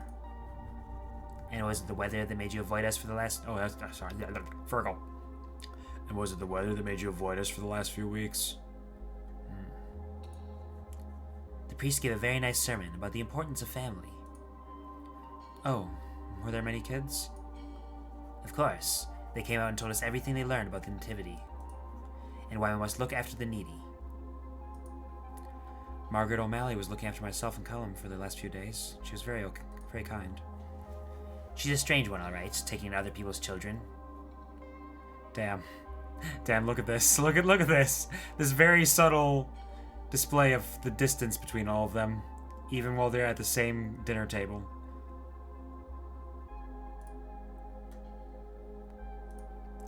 Can I just have some more sprouts? Thanks. Is there anything on the TV for Christmas? Oh yeah, they're showing that movie you were in. What are you talking about? Taking other people's kids is nice when their family fucking sucks. It is. It is nice. And her family definitely sucks. Sucks shit. E.T., of course. They made you a lot less ugly for the TV. You did love E.T. when we went with your dad. For months afterwards, you used to spend all day drawing the cutest pictures of people in space.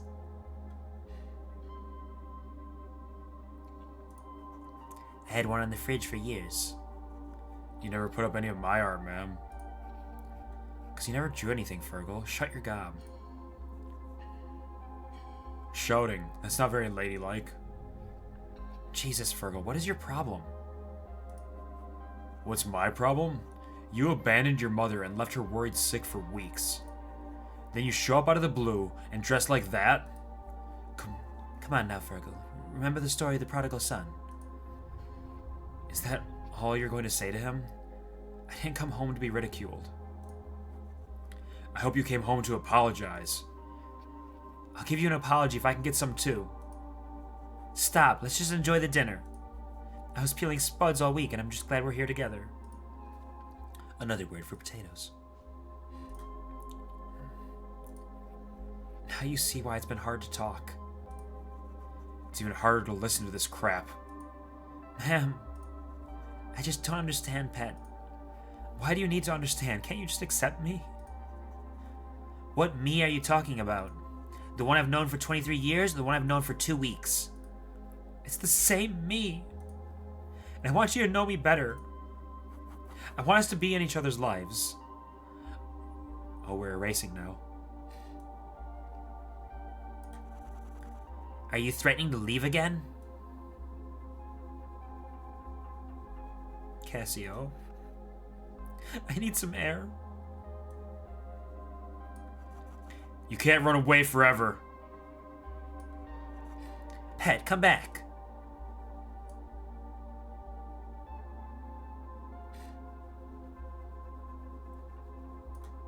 The snow is still falling. Nice Christmas dinner. Ruined by a bunch of right cunts.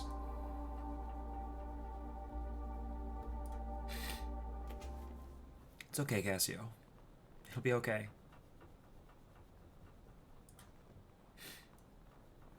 The air I needed was 2 kilometers away in the snow.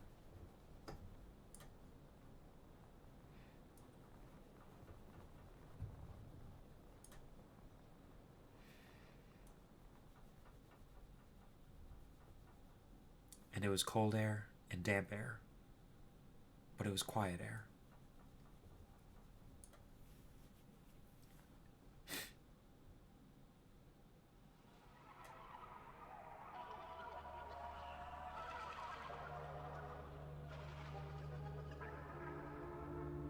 Space? Uh-oh. What is it? A meteor? A comet?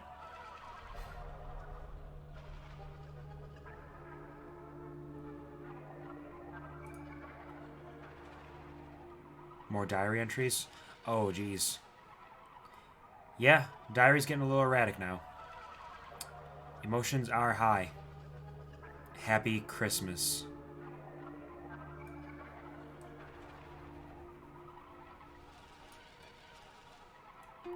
"26th. Back in the big house. There was a strange burning smell when I turned on the light in the kitchen this morning. She's all alone.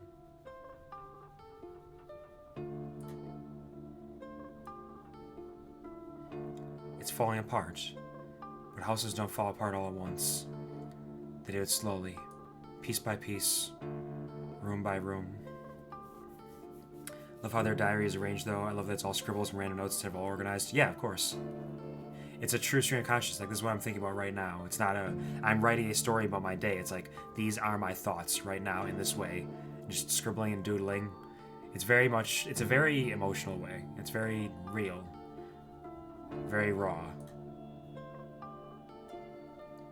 The electricity isn't safe, and I don't want to light the fire. I don't want anyone to know I'm here.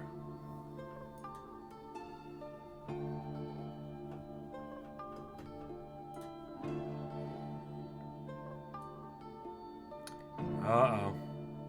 Black hole? Black hole sun, won't you come and wash away the pain? Black hole sun.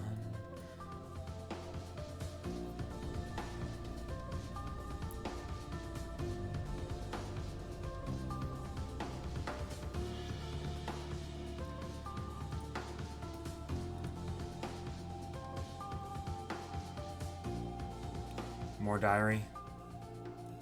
27th. Shan's walked past the house today. Headed for Keene Beach. He didn't see me.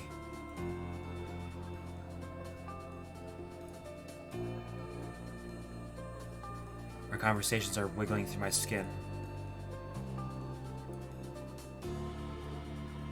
At about 4:30, there was a knock. I blew out the candles and buried myself under a blanket.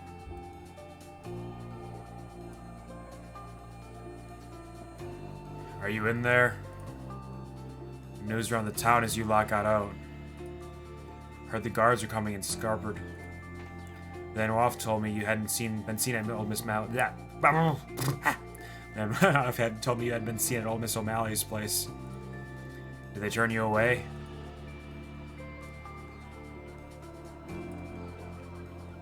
I guess no one really wants a weirdo like you around. Fuck off, Fergal! Mam is worried sick about you. Go fall in a hole. I can't believe she still cares. You think she'd have given up on you by now. I have. Kill him, find him, bind him, tie him to a pole and brings fingers to splinters. Drag him to a hole until he wakes up, screaming, clawing at the ceiling of his grave. Throw him into a black hole. What an absolute cock.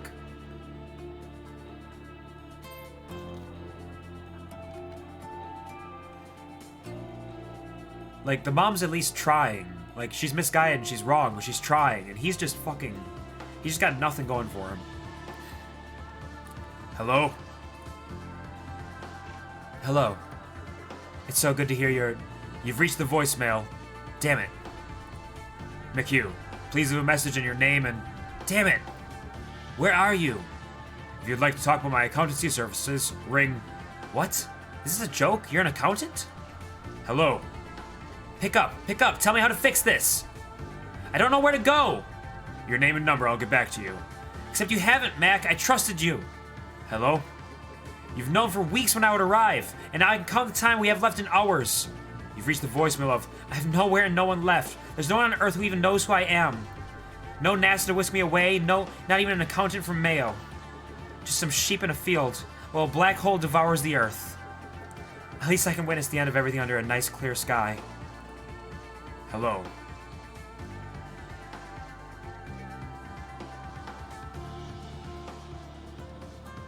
The 28th. I woke up coughing this morning. Hope I'm not coming down with a dose of something. I saw Shans through the window this morning again. I had to do something. So I walked out into the wind and down to the beach. Shans! Cassio? Hey, so, how are things? Oh, fine, same old. What are you doing here? I thought you were with Cullum and Jack and Duggart now. Jesus, you look awful. It's complicated.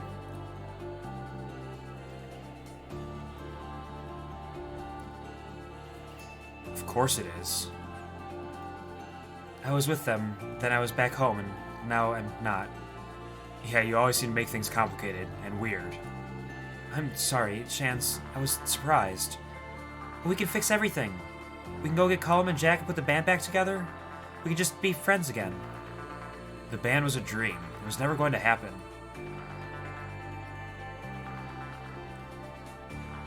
But you were so good. We did nothing all summer and then played a single gig in a community hall.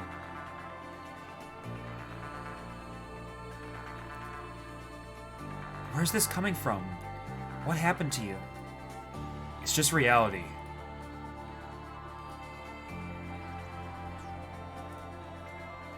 What about Dublin? What about Manchester or India? Don't be stupid. Herring off without money will only have me crying home on the phone anyways. Means to act without thinking, specifically if the person is going somewhere to do it, or just running off at the speed of a hare.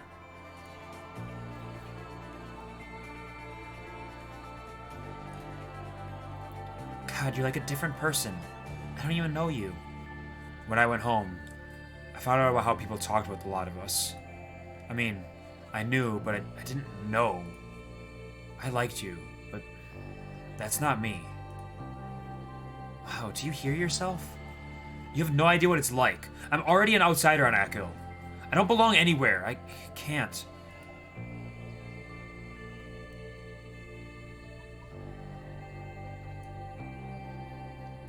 That's why we have to look out for each other. I just want to be normal, Cassio. And I'll never be normal with you.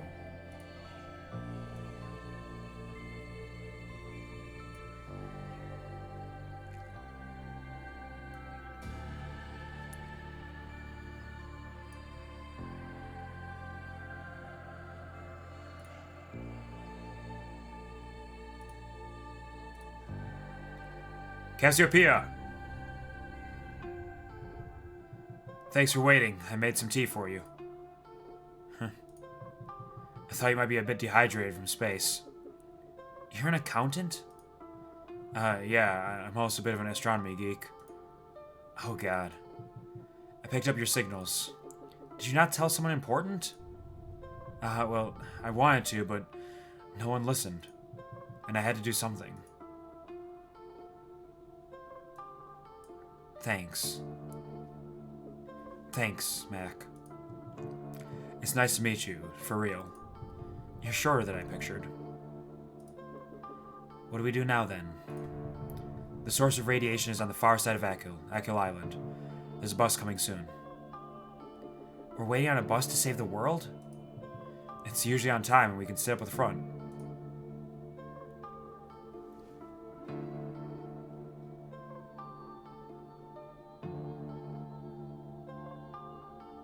I'm back again. This is a fucking climax here. The quick jumps back and forth of everything falling apart. Trying your best. 29th. It's so cold I should light a fire. But even if I wanted to, there's no fuel. I'd have to break a chair or something. Getting by with blankets and hot tea. At least the kettle works. Maggie, Colum, and Jack came, but I don't want to bother anyone.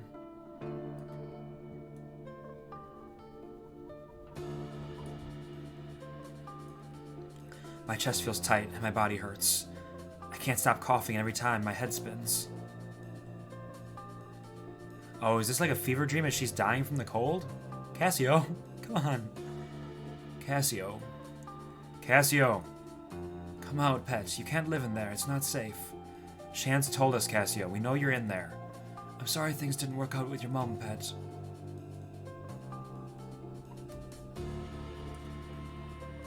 Cassio, it's like I told you. We're family. Please, come on out. This is ridiculous. Are you sure she's really here? There's not even a fire going. We should call the guards. Something really bad could have happened.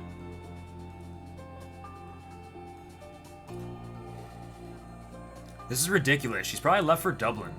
The two of you waste so much time on her. She doesn't even appreciate the half of it. That's enough, Jack. Come on.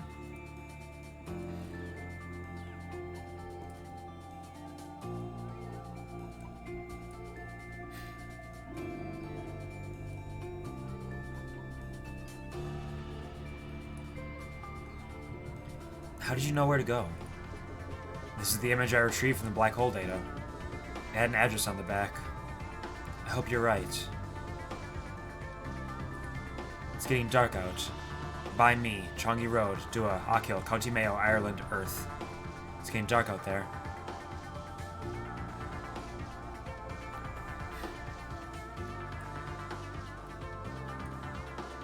"30th. The guards came back, and Fergal with them. I almost called out, but I knew better. Fergal, this place is a wreck. I don't think there's anyone here. I know there is. I heard movement, and I saw lights last night. I can't be wasting time on this. The big search is starting soon. For all we know, we'll find the body on the coastline. Searching this place will only take 5 minutes. I don't want to break the door down and find an empty house. The nuns would have my neck. Tell you what, I'll come back tomorrow after dark with PJ and we'll see what we see. If there is someone in there, I'll get them out."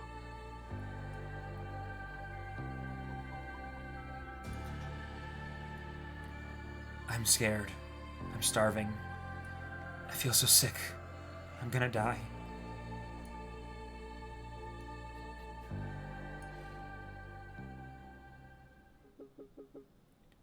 Are you sure this is the right place?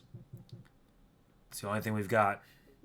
Okay, pass the image to me and I'll put it through the letterbox.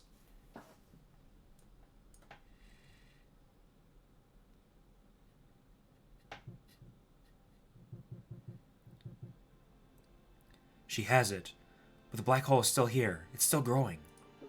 Who is she? Can she stop the trigger event? She's my... It doesn't matter. It's all in her hands now. Hey, Mac.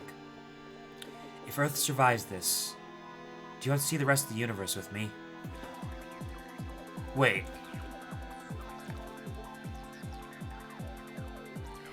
Is that who Cassio used to be?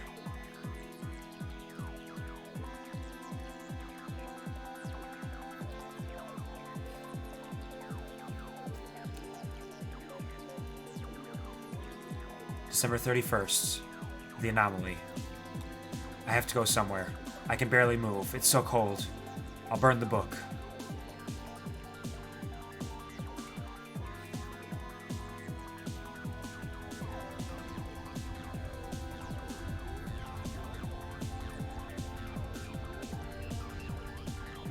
It's all burning away.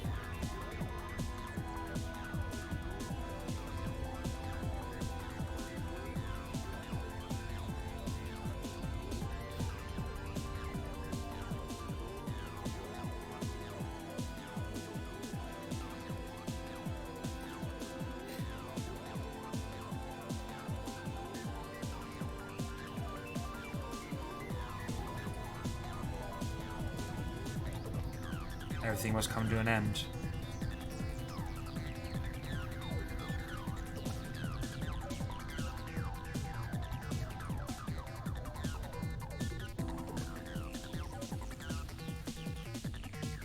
Earth? Black hole?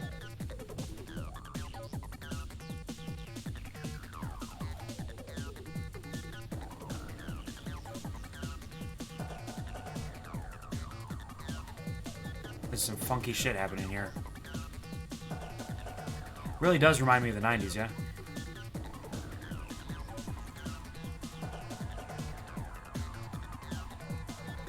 In the face of a black hole. You know, it gets bigger and bigger. It's eating the sun, it's eating the universe. Everything is erased. My desk is shaking from how hard I'm erasing everything.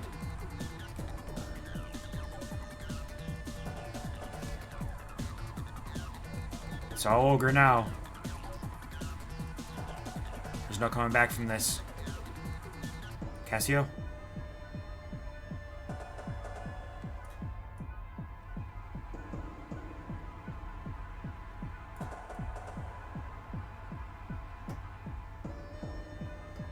It's okay.